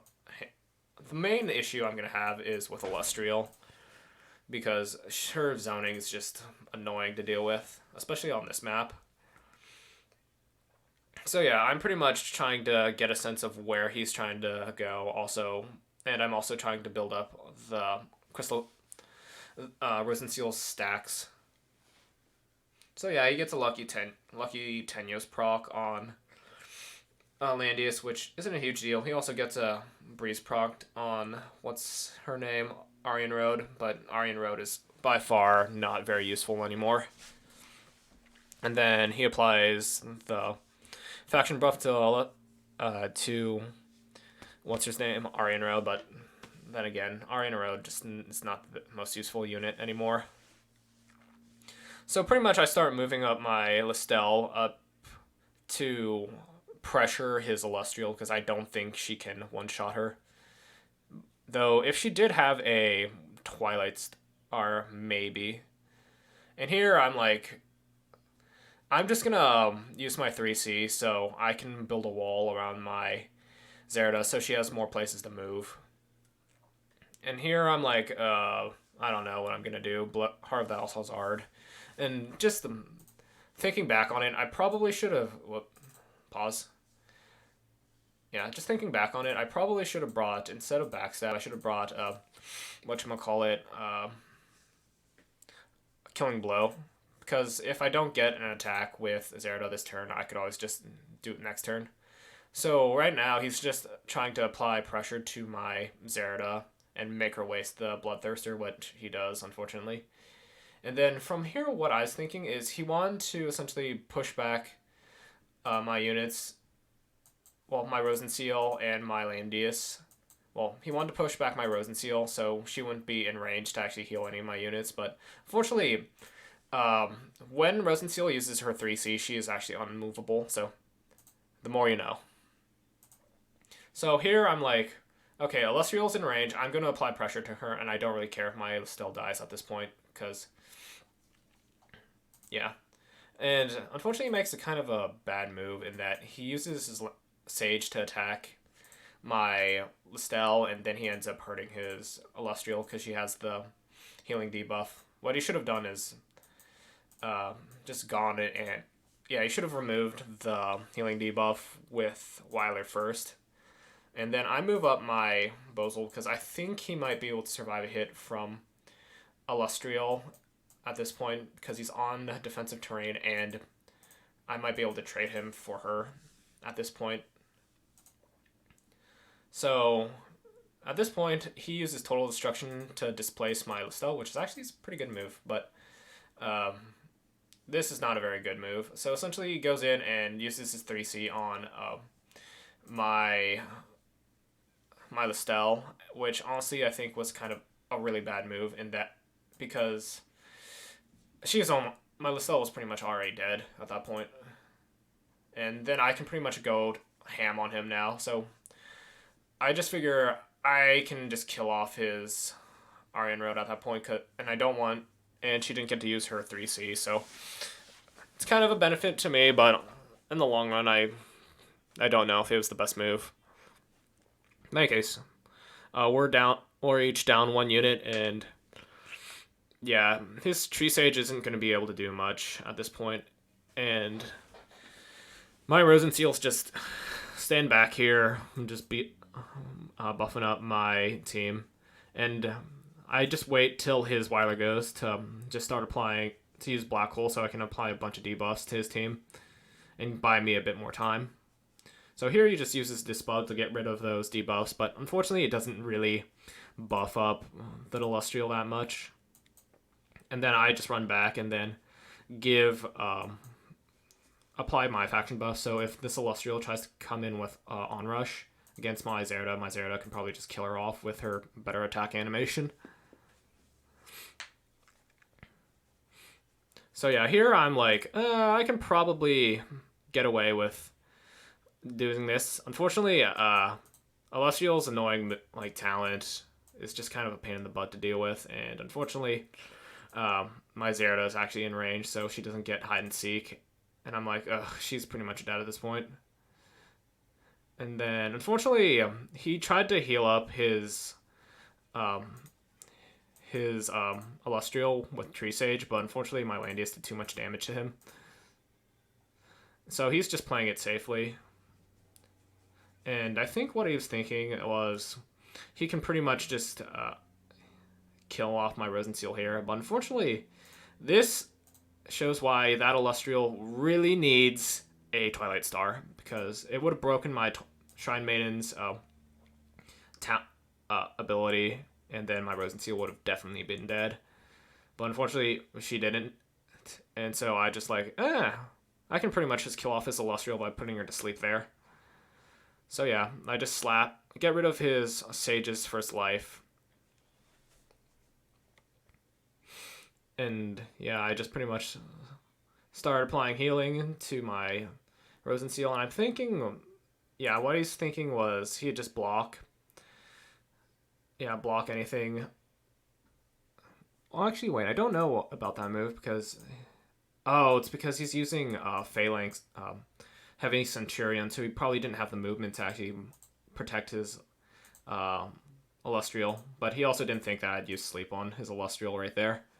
So yeah, his Celestial is pretty much dead, and then his Tree Sage dies right there. And so yeah, there's pretty much nothing he can do at this point because his Celestial is dead. And then he really couldn't kill off my team since I still had my healer. So yeah, put a Twilight Star on your assassins. They really need it. Okay, we're getting almost to the end. Thank God, my voice is starting to blow out. Okay, so next match is against Pew. I have no idea what this... Oh, I think this is one of the matches where one of the people just run away after I make up a single ban. So yeah, woot, that was a really quick match. So next one is Mayasan, or Masayan. Yeah. So here I ban out his Rosenseal first because I actually want to go AoE, potentially go AoE on him because he has 4 tanks. I'm like, I want to get rid of his utility because honestly, the main way to get rid of to counter tanks is to bring a Yulia. Also, he didn't expect me to just bring Rosenseal, so he woot to me. Because I'm like, I don't care if you're, like, most of this freaking box is AoE, and, like, I have units that have revives and stuff that gives me a bit more flexibility with tanks. So, yeah, he brings out Juggler. I'm like, okay, I'll just pick Yulia next. Well, actually, I think I'd pick Landius next. Yeah, I'd pick Landius. Honestly, that's kind of a bad pick in my opinion. Honestly, I probably should have gotten rid of Bozal here, but whatever. So yeah, I'm pretty much just getting rid of any damage or utility units at this moment. So what do I do here? Do I finally pick Yulia? Because I should pick Yulia right now. Thank you. Jesus passed me. You need to pick Yulia faster. And also, why did I... Man... Now just thinking about it, I really should have just banned out his Tree Sage and just banned out his Bozal because I don't want to deal with a billion debuffs. So yeah. Okay, why didn't you ban out Bozal now? Jesus. Okay, in any case, I think I picked Bozal here since he's flying and I can apply Sleep because he doesn't have any stun prevention on his team. So here, I think I pick up Tree Sage because I can mess with his movement at this point. Yeah, so I pick up Tree Sage because I can mess with his movement. Also, that's a rare Demon Bozal, so he's actually going to be doing, like, no damage. Also, let's just look at this Demon Bozal. His magic defense is pathetic. Like, compared to my Bozal, who's not demon at all, what the heck happened here? Did you just, like, not equip something? Well, whatever. Not my problem. In any case, I just do the same song and dance, where I pretty much try to apply as many stacks of Rosenseal's talent as soon as possible. And, like, that's the thing about his box, is that it really doesn't have any rushdown that makes me really need a tank against this team. So, yeah.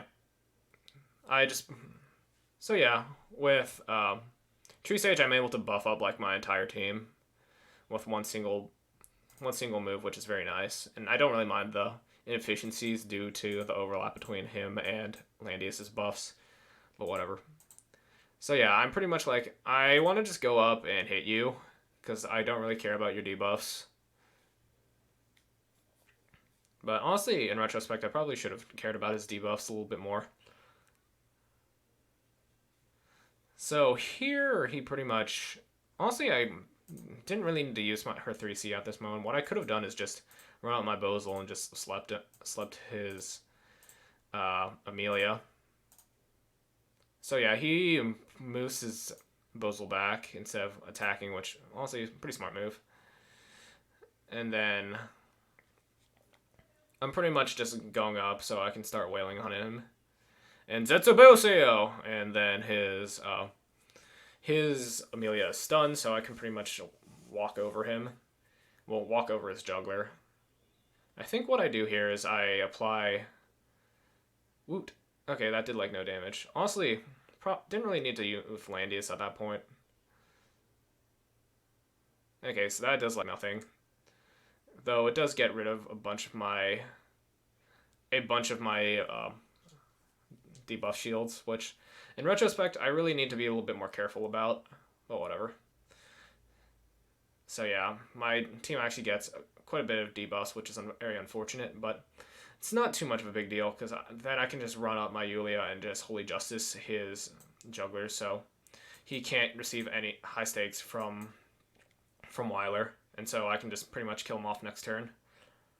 And then I just, yeah, I kill him off with Tree Sage. So yeah, that's fine. And then, I applied Decay, so they can't receive any more buffs. But that's mostly because I didn't want to bring Earthquake, because I don't think it'd be super useful.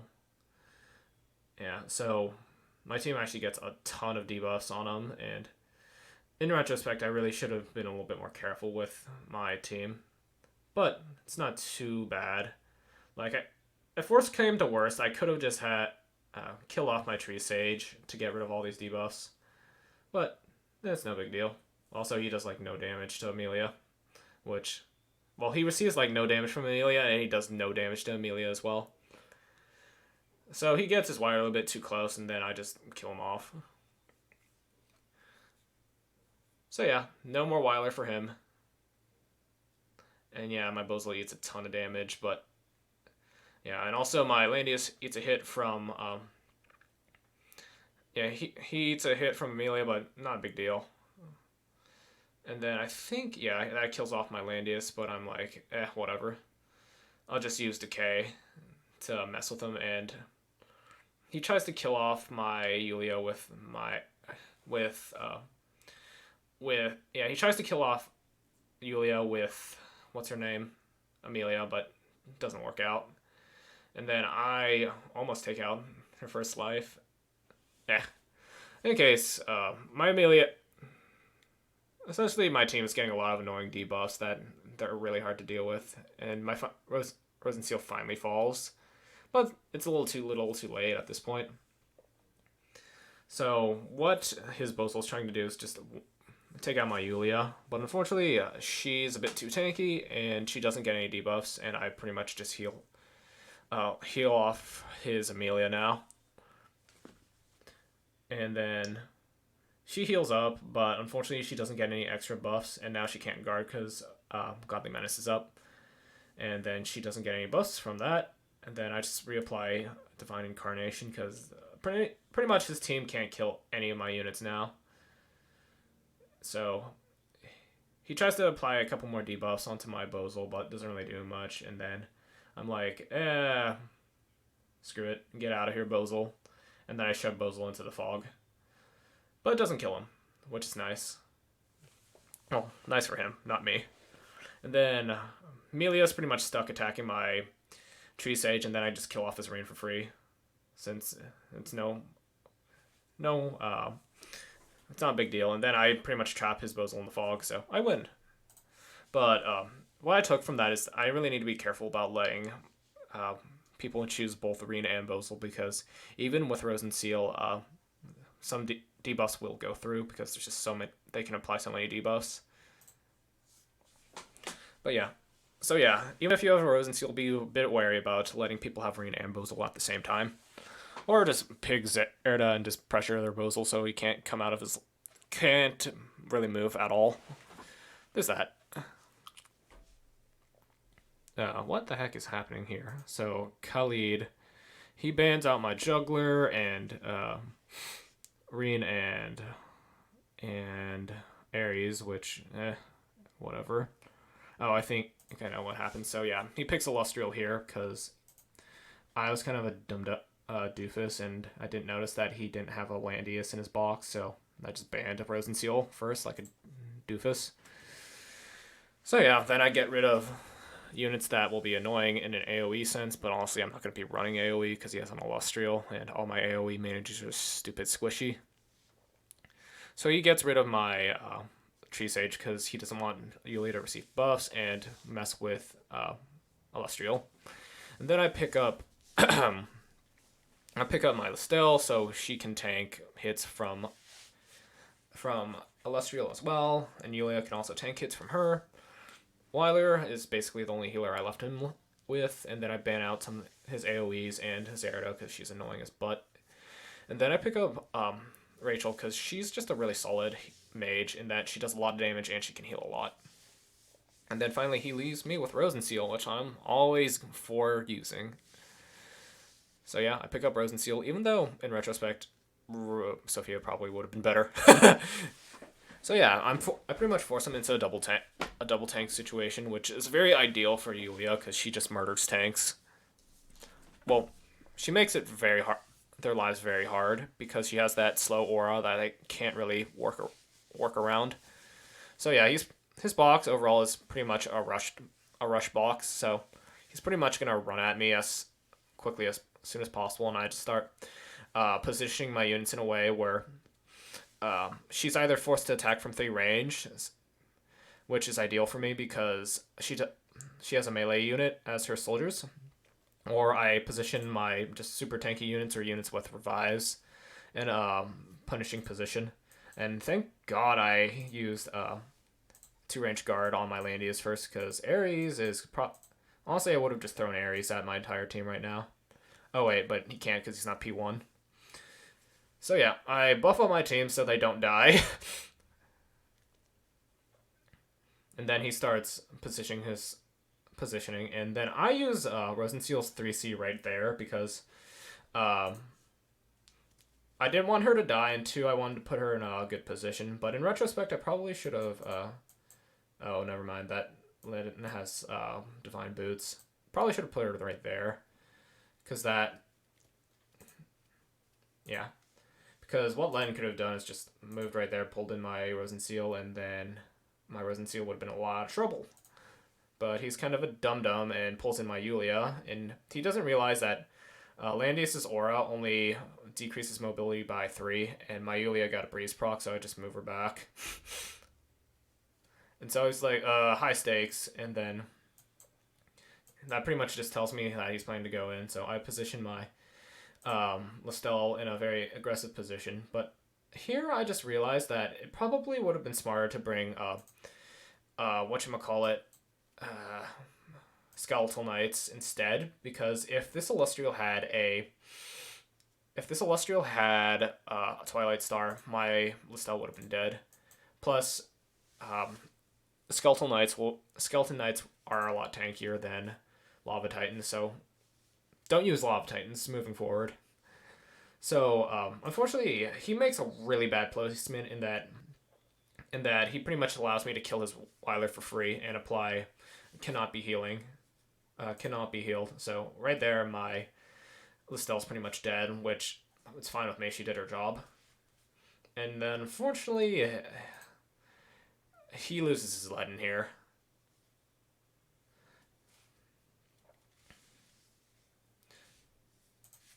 Yeah, and finally, yeah. Here I'm like, I can just safely attack this Landius because I have the type advantage against horses. And then he sends in his Ares without... Oh, never mind. So he sends in his Ares and dispels a bunch of my buffs and kills off my Landius' first life, which was in my... which I was anticipating, but then his... I believe... Yeah, he doesn't kill off my Landius, unfortunately. And he loses his... Yeah, and unfortunately he loses his Ares right here. So, yeah, I'm pretty much dominating him. And there's really nothing he can do against me now that can really make me worried.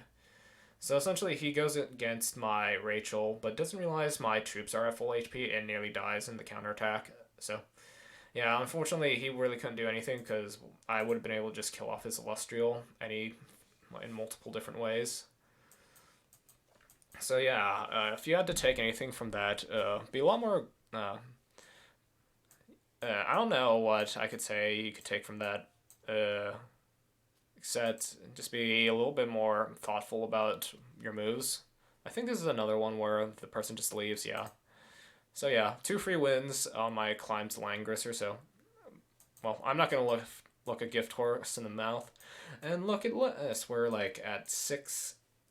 we have about 6 more matches, thank God. My throat is killing me. Probably should have split this up into 2 different videos, but whatever. So, Broken Cliffs, he bans out my Landius, and oh, I think this is my other match... is the other match that I lose, and you can kind of see why in that he has a bunch of single target units, and I only have 2 tanks, and one of them's not very good at handling single target units. So yeah, there's that. Also, he's running a Demon Zerda. Honestly, this guy's box looks super cheesy, and honestly, if I was a little bit more calm, I probably could have just dunked him. Oh well. Sometimes life gives you lemons, and you're kind of a dumbass as well. But hey, can't win them all. So essentially, my thoughts here is that I'll just hope to God that Juggler can survive stuff. I get rid of pretty much all of his supports that could allow people to one-shot my Juggler. I also am kind of a doofus because I let Zerda and Wyler go through again. Man, I'm just doofing it up in this match. I have no idea what I'm doing. So I picked Bozal, I think, because I have no idea what I'm doing, and I run out of time. And honestly, what I should have just done is just banned out his Hiei and his Sophia. And in all honesty, if I did that, I think I would have had a better time. Because essentially what's going to happen, you'll see what happens, but it's not pretty. So essentially so I'm like, I might as well be cautious. Yeah, I might as well be cautious and bring Lancer soldiers. And luckily for me, his Toguro Bros is actually all horse, so he's not going to be able to break through that. Unfortunately for me, I let Sonya get through, and she's bringing Demon Knight, so she'll be able to punch through my Juggler. Plus, I don't have any Gospels, so I really can't do much about that. So yeah, essentially... he just sits back, and then he's just going to charge in and kill off my Juggler in one shot. And there's really nothing I can do. Nothing I can do about it, because I was a bit slow on the uptake. Though, in retrospect, I probably could have just... Yeah, not put my... Yeah, in retrospect, I probably didn't need to actually put my... Zerda right there. 1, 2, 3, 4, 5. 1, 2, 3. Yeah, I'm just a big dumbass. I probably should have just put my Zerda right there, and his Sonya couldn't have reached. Oh, man. yeah, overall, I played this so poorly. So yeah, essentially he's gonna just run in with his Toguro, just kill off my juggler with a regular attack, and then yeah, there's not much I can do about that. So then I just kill off his Sonya, and then his Toguro just comes in and kills off my Reen. And at this point, it's not really interesting. It's just he pretty much zones me out this entire time, and then I'm like, I'll just kill him off because free kill. Yeah, now he just bloodthirsters, and since he brought accelerated aid, I can't outrange his Zerato with mine, so I pretty much lose this because I can't. He just outzones me, and I can't really do anything to him in return, so I just surrender. So it's just kind of unfortunate because if I banned down his Sonya, he wouldn't have been able to one-shot my juggler like that, but that's life. Okay, and I think, yeah, this is the last match I played last week, and it's against Urzan, and he bends out my Rosenseal so he can actually AoE me at all, but he doesn't ban out juggler, so I can still survive AoE, so there's that. I ban out his juggler because I figured that he doesn't have Rosenseal at all. I can just ban out whatever I need. And then he first picks Rain, which is interesting to say the least. It might be because his Landius doesn't really have any synergy with his team, and that's kind of unfortunate. So then I just ban out his Landius and his Akka, so he doesn't have a mobility advantage against me, and he doesn't have a tank. So that pretty much lets me let me roll over him pretty easily. Especially since I have a Leanna and I can just resist Rain's debuffs. So he picks Gizaroth because a majority of his box is Mythical Realm, and yeah, I think that's why he did it. And pretty much I think I let him pretty much pick all the other Mythical Realm units he wants. And then I pick up Sage because what he left me with, I had a majority were Mythical Realm as well, so I was like, I might as well. And then he gets rid of my Bozal and Licorice, which good because he doesn't really have any good debuff dispellers besides Leanna. And then I pick up Yulia because pretty much she won't die to anything he throws at me, and if I just Gospel her, she's not going to worry about Rain at all, so that's pretty much my plan. And then, yeah, I think I pick up Sophia here. Or was it Landius? I don't remember. I'm pretty sure it's Sophia, yeah. So yeah, I pick up Sophia so I can deal with the AoE damage from this box. So yeah. This kind of...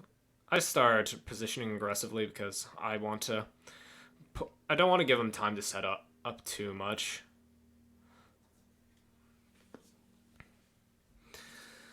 So yeah, we're just kind of doing the footsies, applying faction buffs and all that jazz. And I believe do I throw on... Yeah, I think I throw on Gospel on Yulia right now, because I want to be efficient with my turns. And then he throws down Light Array because he wants to start to give himself a bit more breathing room. But unfortunately, I have my own Tree Sage, so I could potentially get rid of any glare, like any terrain he creates. So here, what I'm thinking is essentially, if I move my juggler up here, he's going to try to push me back. So what I did was I counted at how many spaces his Tree Sage could move, and then I counted out the range of his breath. So it was like he could move up here, and then his breath had 5 range, so 1, 2, 3. So if I position my juggler here, he'll just be blown back 1 square to Yulia. And from there, I could get rid of the glare if I put my Tree Sage here and just use his Divine Breath, and then I could just teleport in on his team. And you'll kind of see me do that right now.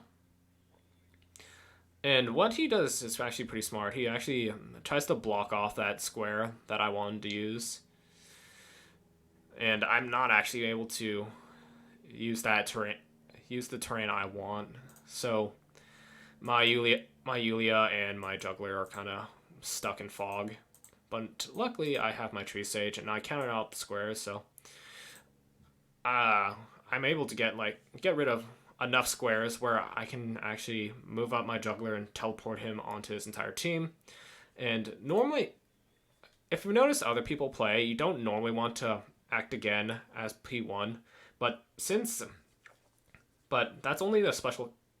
You only don't want to do that. That's unless your opponent has like Gizeroth and positions him poorly like this, because what will happen is essentially I'll jump my Juggler in and then I can move up my Yulia and just kill off his Gizeroth. And when his construct spawns, that actually counts as another turn for the person. So essentially, I'll get turn advantage back almost immediately. And then he Grand Crosses there, but really doesn't do much because one, Juggler's extremely tanky, and two, Juggler pretty much did his job at the moment. So yeah, his Gizeroth goes down, and I'm able to heal up my Juggler pretty much back to full. So yeah, here I just get rid of his Sophia since I'm pretty much done using Juggler. So now he basically has no heals, his constructs are, and he's pretty much stuck back there, so I can pretty much do anything I can pretty much do anything I want at this point. So here I just kill off his construct because it's it's probably going to annoy me later, so I just kill it off and heal up my Yulia. Then I start moving my Yulia towards him and just slowly walk her to him. Like, honestly, I kind of feel like this match was over, like, after I killed off his Sophia. But, whatever. So yeah, pretty much what I'm going to do is just kind of wait for the glare to go away and then just kill him off. Also, I don't think Erzin was really paying attention to my Yulia because he probably didn't notice that she was infantry, and so the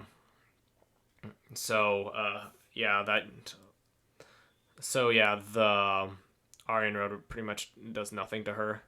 So then I just finish off the Aryan Road with Discipline.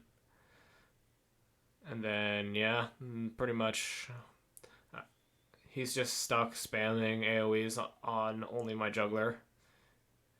Yeah, and so, yeah, I'm just pretty much waiting for my Yulia to get in range to finish this. And honestly, Juggler is pretty much dead at this point. I don't really care what happens next. And so, yeah, I'm pretty much just running up as fast as I can to his team to end this, but yeah. Yeah, it's not really good. And then I act again because I'm getting a little bit impatient and I just want to hit him. Oh yeah, I forgot that he brought Fatal Autumn Cutter, which, honestly, not a big deal. Yep. So, I started shoving my team in. I tried to heal off, and then I just block off the center, so he's forced to go around. And so he's pretty much trying to kill off my Yulia at this point, but unfortunately, he does not have the damage to do that. And so when he makes that move, I just Godly Menace and I trap Rin in the fog. So Rin's I pretty much killed 2 units at once here, and then he runs away. So yeah, just a lot of interesting stuff happening in that match, though. Honestly, the momentum was always in my favor, so I was really I was never worried about losing.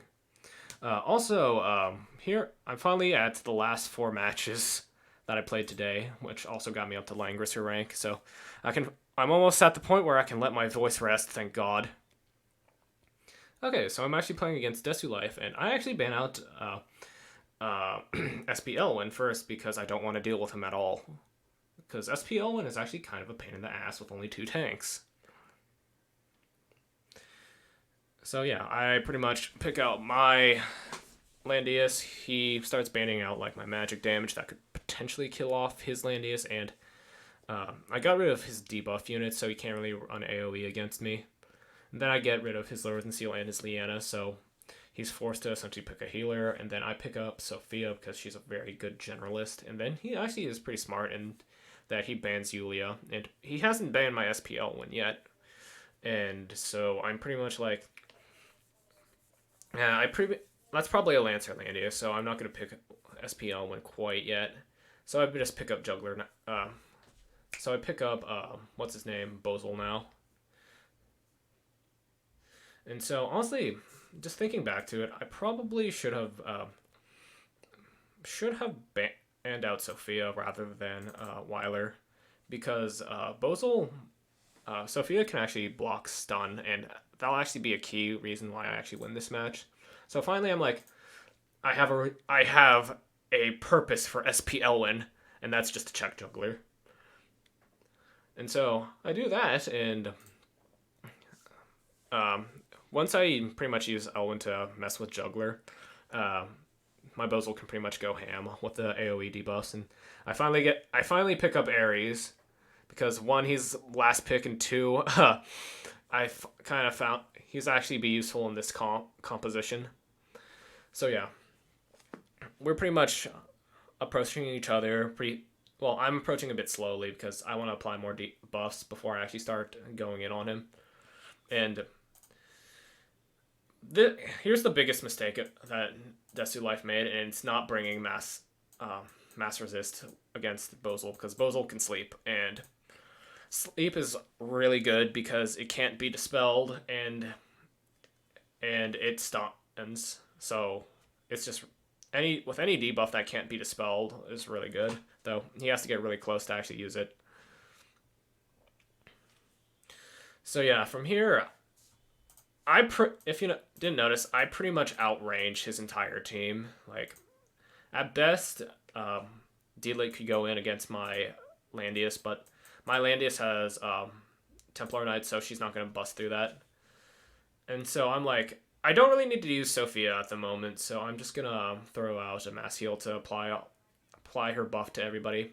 And just thinking back, I honestly should have been a little bit more aggressive in her placement, in that I probably should have placed her next to Elrond rather than right there.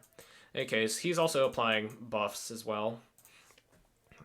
And then this is pretty much what I was waiting for, in that I was waiting for his Yulia to move so I could pretty much safely use my Bozal, sleep his Landius, and then go in on his Juggler.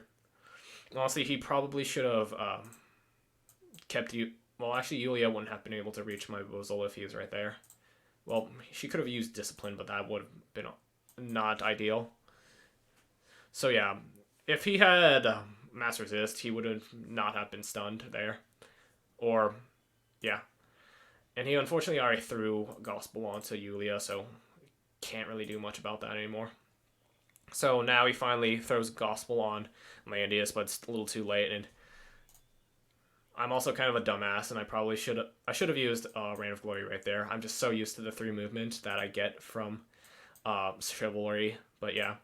Probably should have used Reign of Glory right there, and I would have gotten first attack and potentially healed more, but it's not a big deal. So I go in, Sword Soul his Juggler, and his Juggler doesn't die, but I wasn't expecting him to die in the first place. I wanted to just debuff him and walk him down. And essentially, he smartly decides to throw in his Juggler immediately to lock down my Elwyn and do some damage to my Bozal, but I'm already in control of this match, so I just go up and protect my Bozal, because unlike Elwyn, Bozal doesn't have a revive. And so I'm like, Elwyn did his part, I might as well just get rid of him now. So I just throw out Sword Soul and kill off his Juggler for free, and then he's forced to spend another move to kill off my Elwyn. I'm like, perfect. I'm pretty much in the green to kill him. And unfortunately, his Sophia gets silenced, so I'm like, hot dog, my Ares is going to have a field day. And then my Ares goes in, and I slap his entire team. And here I kill off his Deedlit as well, which is very nice for me. Boom. And since his entire team was stunned, he was forced to use all of his other units first, and then that allows me to just pretty much rewind my entire team. So essentially, Sleep's back up. I still have Earthquake up, and my Black Hole will be up in 2 turns, so he's pretty much done for.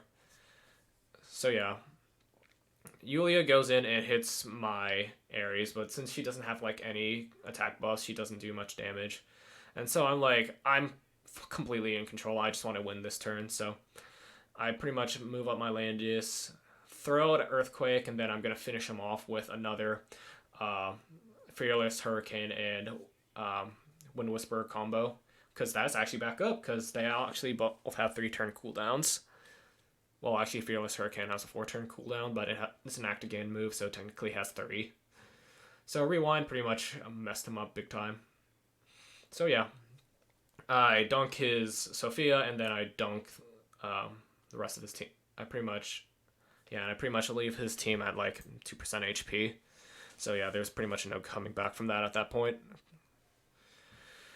Okay, next is KagamineRin, and do.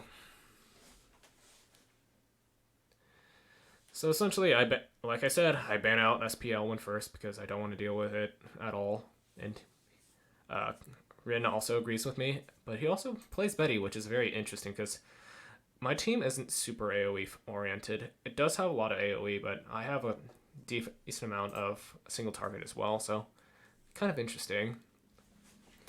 So I kind of just like, I'll just play Lando because that's pretty much what I usually do. And then he bans out my Ares and my Zerato, and I'm like, why do you keep banning my Ares second? Like, I don't really play him in the first place because I don't think he's super great.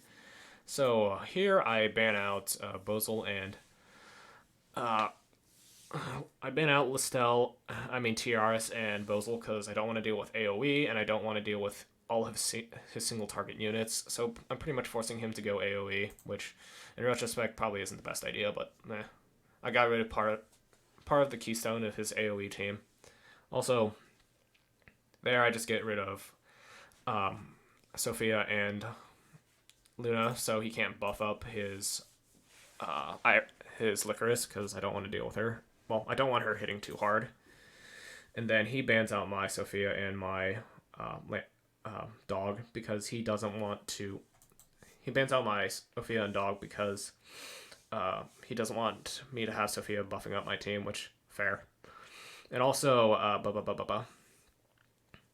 Also, I let Rosenseal go through because I pretty much at this point knew that I was not going to be going AoE in the first place, so she wasn't really going to be doing much. And then I pick up Licorice, which is AoE, but she's primarily my healer, so I'm not really going to be hitting stuff with her. So yeah, he picks up Albedo, which actually works out pretty well for me because honestly, double tank is not good against YiQiao at all. And then I pick up Bozel because he figures, I have Betty, she's going to counter him.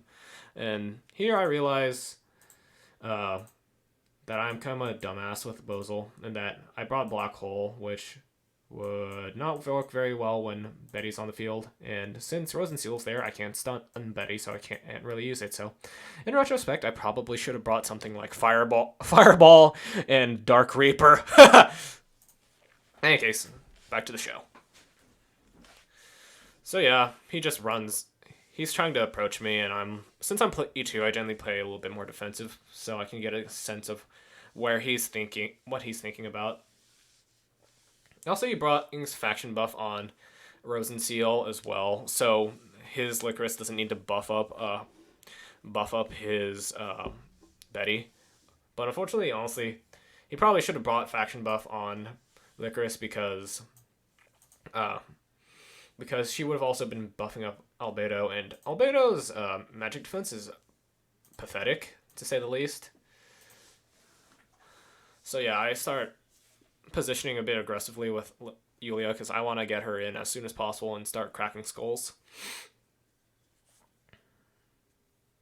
So yeah, what he's planning is he's planning to just like try to one-shot my units with Ares. Ares is AoE, but honestly, that's not a really big deal, and that did barely anything. Honestly, I didn't need to move my Licorice right away, so whatever. In any case, I moved my YiQiao back because she had the unbuffable debuff, and I'm like, I don't need to use YiQiao at the moment, so whatever.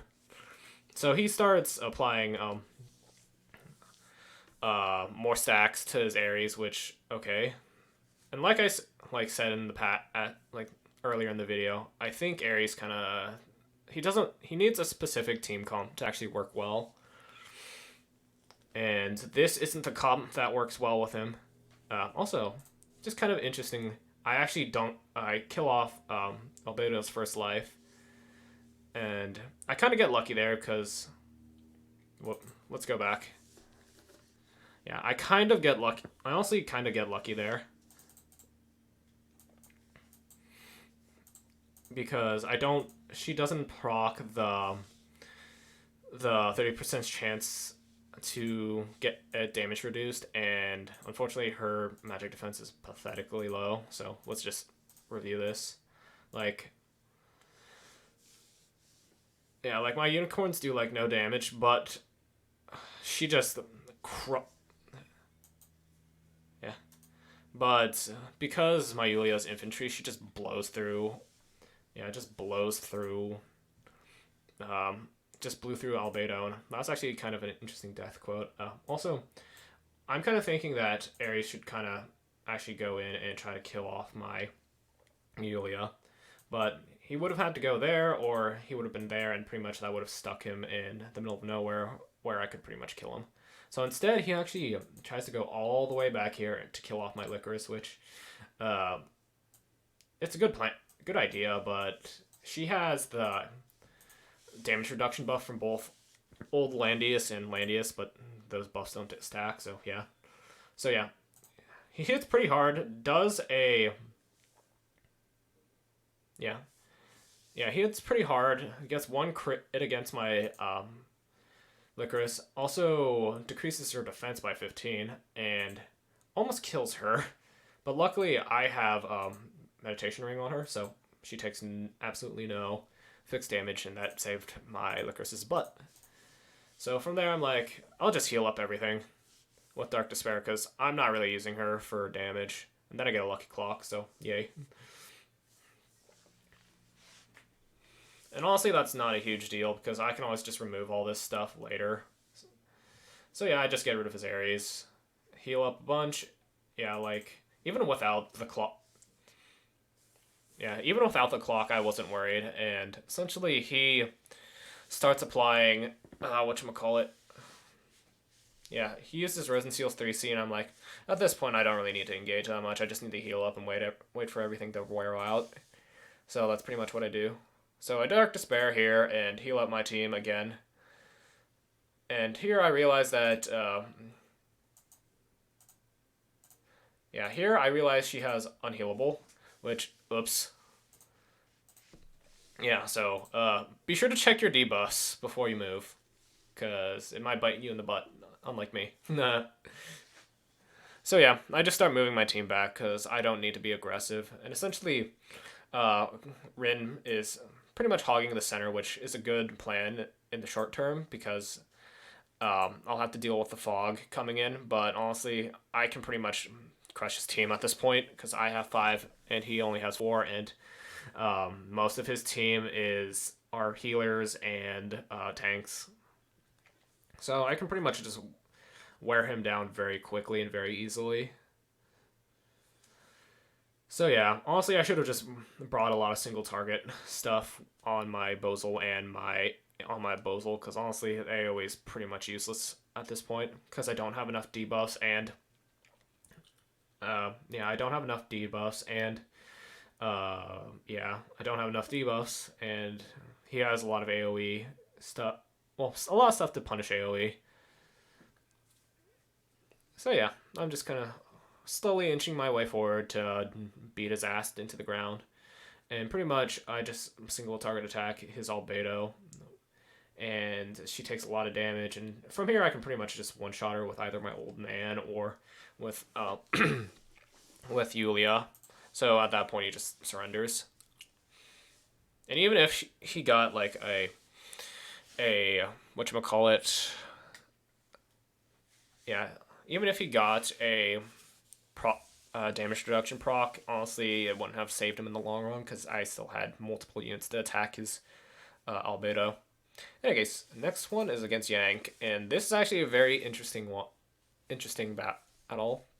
And this pretty much solidified the reason why I feel like I need 3 tanks, because essentially this team is all single target, rush down bullshit, and 2 tanks just does not work very well against it. So he ends up banning my Landius, which smart move. That's pretty much how everything works. And I'm like, do I want to deal? Do I even want to use Juggler at this point? Because honestly, what's gonna end up happening is he's just gonna lag behind or die in one shot. So I'm like, I'm not gonna use Juggler this time. And here I am actually going to pick Sage first, because Sage pretty much messes with his entire box. And then at this point he's like, what to do, and he just bans out my Elwyn and my Juggler, which is very smart. And I'm like, okay, I'm just gonna pick all the tankiest people I have in my box with revives and all the jazz, and then I am going to just wait till you make a dumb move or till I get really lucky. And luck, if I say so myself, I get very lucky in this. You'll see why soon. So yeah, he picks out Hiei, and honestly, I do not understand. Well, he picks out Hiei because Hiei is not affected by Sage, but I also think Hiei is not a very good unit, so I'm not too worried about him. So yeah, I pick up Gizaroff because I actually want to use Sage for more dumping his terrain all over the place rather than faction buffing. Now at this point I'm like, I can either pick Rachel or I can pick Bozel, and I'm like, I'll pick Bozel since he fits well into this team comp. And I want to specifically save my Gospel for Yulia so she can continue to heal. So from here I pretty much fall back because he has an incredible amount of range and I want to get set up. So yeah, I just go all the way back and he starts spreading out so he doesn't get hit by all my AoE. Yeah, and for like right there, I pretty much just counted out how far his Hiei could move. Like D-Lich would buff him, he'd be able to move right there, and then 1, 2, 3, 4, be able to hit my Yulia. So what I'd do is just place my Lando, well, my Sage right here to block him off, and then I throw out Light Array so there's no follow up by Leon as well. Yeah, so pretty much I start moving in a way so that there's no easy way for him to assassinate my team. And so I start moving around, so there's a chance where Hiei is either might whiff a kill on Yulia, or just Yulia's straight out of his range. And so he's essentially maneuvering his Leon and his Ares in a way that to essentially hit me from the flank. So I'm just like completely blocking them off because they're really the only ones who are affected by this stuff. And here I get actually really lucky because my original plan was to just place the construct right here to force Hiei right into this spot, so he would get pretty much dunked on he could be dunked on by my entire team. But I actually get really lucky, and I get a speed boost from Gizaroff's ultimate construct. So I'm like, his healer area moves, so I can just pretty much slam my construct into him. And good thing I do. So yeah, I do that, and that pretty much makes me think. Pretty much gives me an idea, because he is so low that I can pretty much just move my Bozel right there and then hit him with a black hole, hit his D-Lit with a black hole. Yeah, and yeah, honestly, you really shouldn't have grouped him up. And I'm like, at this point, I'm taking a gamble to see if my Bozel will survive, because he's actually in Tree Sage's aura range, so he'll take less damage from the AoE portion of Darkness, the dragon. Also, I'm counting on Crystal Warlocks to be able to finish him off. So yeah. So here he comes in, gets healed by the bonnet item, and then he tries to kill off my Bozal, and you'll just see. One sec. So yeah, goes in. He takes a ton of damage from the warlocks, and then he dies off to the weak attack from my Bozal, and I'm like, okay, hot dog, I'm going to act again, and then start slapping debuffs on him. And so at this point, I'm like, Bozal's pretty much dead. I am just gonna keep putting pressure on him, and also with that Tenyos proc, I can put so much pressure on him. It's not even funny. Yeah. So yeah, pretty much my Bozal is dead. At this point, I'm like, whatever.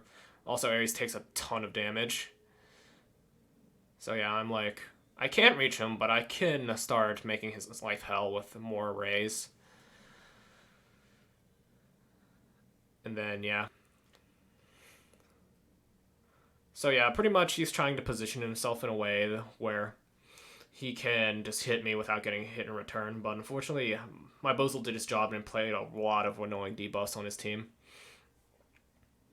So yeah, this Leon pretty much gets no buffs.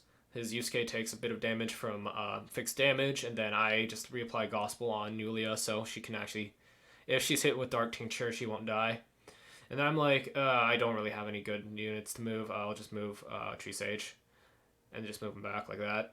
But in retrospect, I probably should have just moved up Gizraw first because he's not in range to do anything. Also, I want to bring this up again. Just bring this up again. Bring this up. So yeah, this Yusuke actually almost dies. He was left with 4 HP. It was very funny. So yeah, pretty much that Yusuke is dead at this point. Is dead, and then I just finish him off. I just finish him off with Yulia. And then I'm like, whatever, I don't care about Tree Sage, he did his job. And then Tree Sage dies, and then vomits out a bunch of glare. And then Ares kills off Yulia's first life, but I'm not like, whatever. And then I just heal her back up to 70% health. And then Deedlit does no damage since Yulia's troops have really high magic defense. So yeah, I just finish off his team. Well, finish off his Ares, heal back to full, and then pretty much it's over.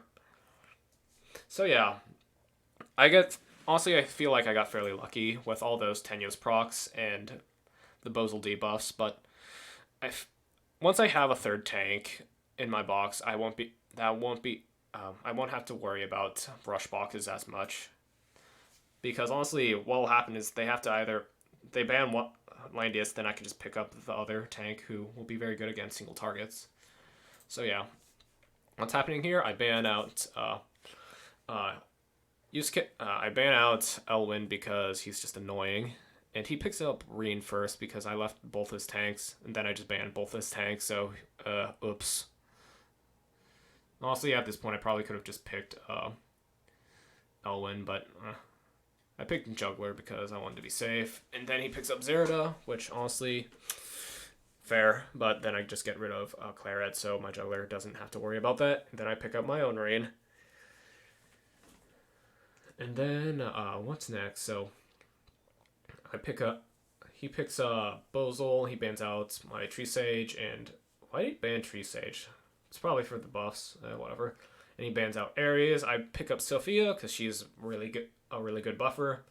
Then he gets rid of my own Zerida and Gizraw because he doesn't want me to like get a full faction buff. And then I'm like, at this point, I have a good attack buffer, so I'm just gonna bring Rachel because she can dispel all these different debuffs and she has Gospel. And then he gets rid of Yulia and Licorice because he doesn't want to deal with that AoE. And then I'm like, hot dog, I'm gonna pick up Lando, because now Lando can just tank all his magical damage. Well, tank his single target magical damage, which is going to be good for me in the long run. Okay. So yeah, I'm just playing a bit defensive here. And I just kind of wanted to show you like my thought process about like the very first turn, like why, how cautious I was being, because essentially, once he moved up his Reen like this, well, his Reen was originally here, and I'm like, I moved my Rin first because I wasn't sure what he was planning. Because essentially, if he went here, transformed, then he would have been able to move another 4 spaces, which would have allowed him to use his AoEs on this tile, on units on that tile, or this tile, or this tile. So I'm like, I want to be very cognizant of that so I don't get hit by it. And so I also position my team in a way so if he sends in DesuLife, then my Landius can cover my team and just eat that hit. And then finally, I just use Mass Resist here to get the buffs on everybody and not worry about DesuLife. And then I gospel my Juggler because I plan to send him in this turn because honestly, YiQiao is actually moving up kind of very aggressively, but in a kind of a slapdash way that I feel that I could exploit. So yeah, I'm pretty much just trying to keep my units out of Rin's range because what I'm thinking is I can pretty much slow him down with what's his name's with Juggler's water debuff, but then he gets gospeled, so I can't actually do that. But on the long run, I think I'm pretty confident I can deal with it. Because essentially what he's trying to do is he's trying to put me in a position where he'll either take one of my units for free or hit me with a really nasty AoE. And I'm like, I'll put you in the same position in that I'll teleport in and put you in a position where you have to choose between either Bozal and Rin. So essentially, he decides to actually hit my Juggler, which honestly not a good idea because my Juggler will easily survive one hit from DesuLife, and even if without Lobsters, he can probably kill off one of these guys, specifically Bozal, because I don't really want to take the risk with Rin because it's a really tanky Rin, and even if he sends his Zerda in, she's gonna get trapped right next to Landius, and so she's pretty much dead at that point. So honestly, that wasn't a very good check. He probably should have just sent in his Rin immediately, but that's neither here nor there. So yeah, he Elven Auras my Juggler, and now I'm even like, yeah, I definitely can't kill this. Definitely can't kill this arena at this point. So what I do is I just go in and be shock right here. Also, I just want to point out how terrible his positioning was with DesuLife, because essentially what I can do is I can just go in and just lock down all 3 of his units, and that's exactly what I do. I kill off his Bozal, by the way. Yeah. So essentially his Rin is locked down. He doesn't make a move for some reason, and I think that's probably because his team, he ran out of time. So essentially, I'm at the point where his Zerda can actually go in and kill my Rin, but she might not be able to as well because he's also in Landius's aura. So if he wants to get a attack from 2 range, he has to go either here,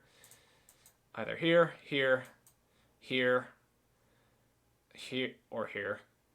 And even then, she might not get the kill because of Landius's aura. So what she decides to do instead is my Landius decides to take a hit from take a wall hit, which does basically nothing. I'm like, okay, I'll just heal back up and rewind just to add extra pressure to you. And so he's like, shit, and goes in and melee attacks my Rin. And he kills my Rin, but he also loses his Zerda. I'm like, hot dog. So that pretty much gives me more breathing room to just finish him off. And then I throw Gospel onto my Rachel because I don't want her to die. And so pretty much I just kill off his Rachel for free. And here I realized that I was a dumbass and I accidentally took Lightning Bolt instead of Holy Word. Oops. So yeah. He throws a bunch of debuffs onto my team. I realized that he's, I think, using Spirit Boots at this point, which, interesting. But yeah, I also just get rid of a bunch of debuffs with my Sophia using Mass Heal and Tear the Goddess. And yeah, I'm pretty much won at this point because that D-Lit won't be able to kill my Landius no matter what she does. And I pretty much have the advantage and I have a humongous advantage against him because I still have a tank. Also, I have Rachel, who can also heal. And I also have a healer as well. So yeah, he uses Arcane Gale, applies a couple debuffs, and I'm like, I don't really matter. Because it's only 2 debuffs, and potentially they could be pointless. So I just heal up. Also, I just heal off the debuffs with Sophia and Goddess Tear. And then I just kill off his D-Lit, and pretty much at this point it's game. Yeah, and after that, I become Langrisser rank. So, woot, yay for me. And now I just realized that I've been talking for about 3 hours, and God, my throat hurts a lot. Yeah. But yeah, that was a fun climb. I think I'm definitely gonna take a little bit of a break next week because I want to get my 3rd tank up and ready for future matches, so I don't have to struggle so much against rush boxes anymore. But yeah, thanks for watching, everybody. I'll try to get this up as soon as possible, and I hope you stay tuned, or I hope I actually am a little bit more consistent about uploading videos. Hey guys, thanks for watching. Have a good one. Bye.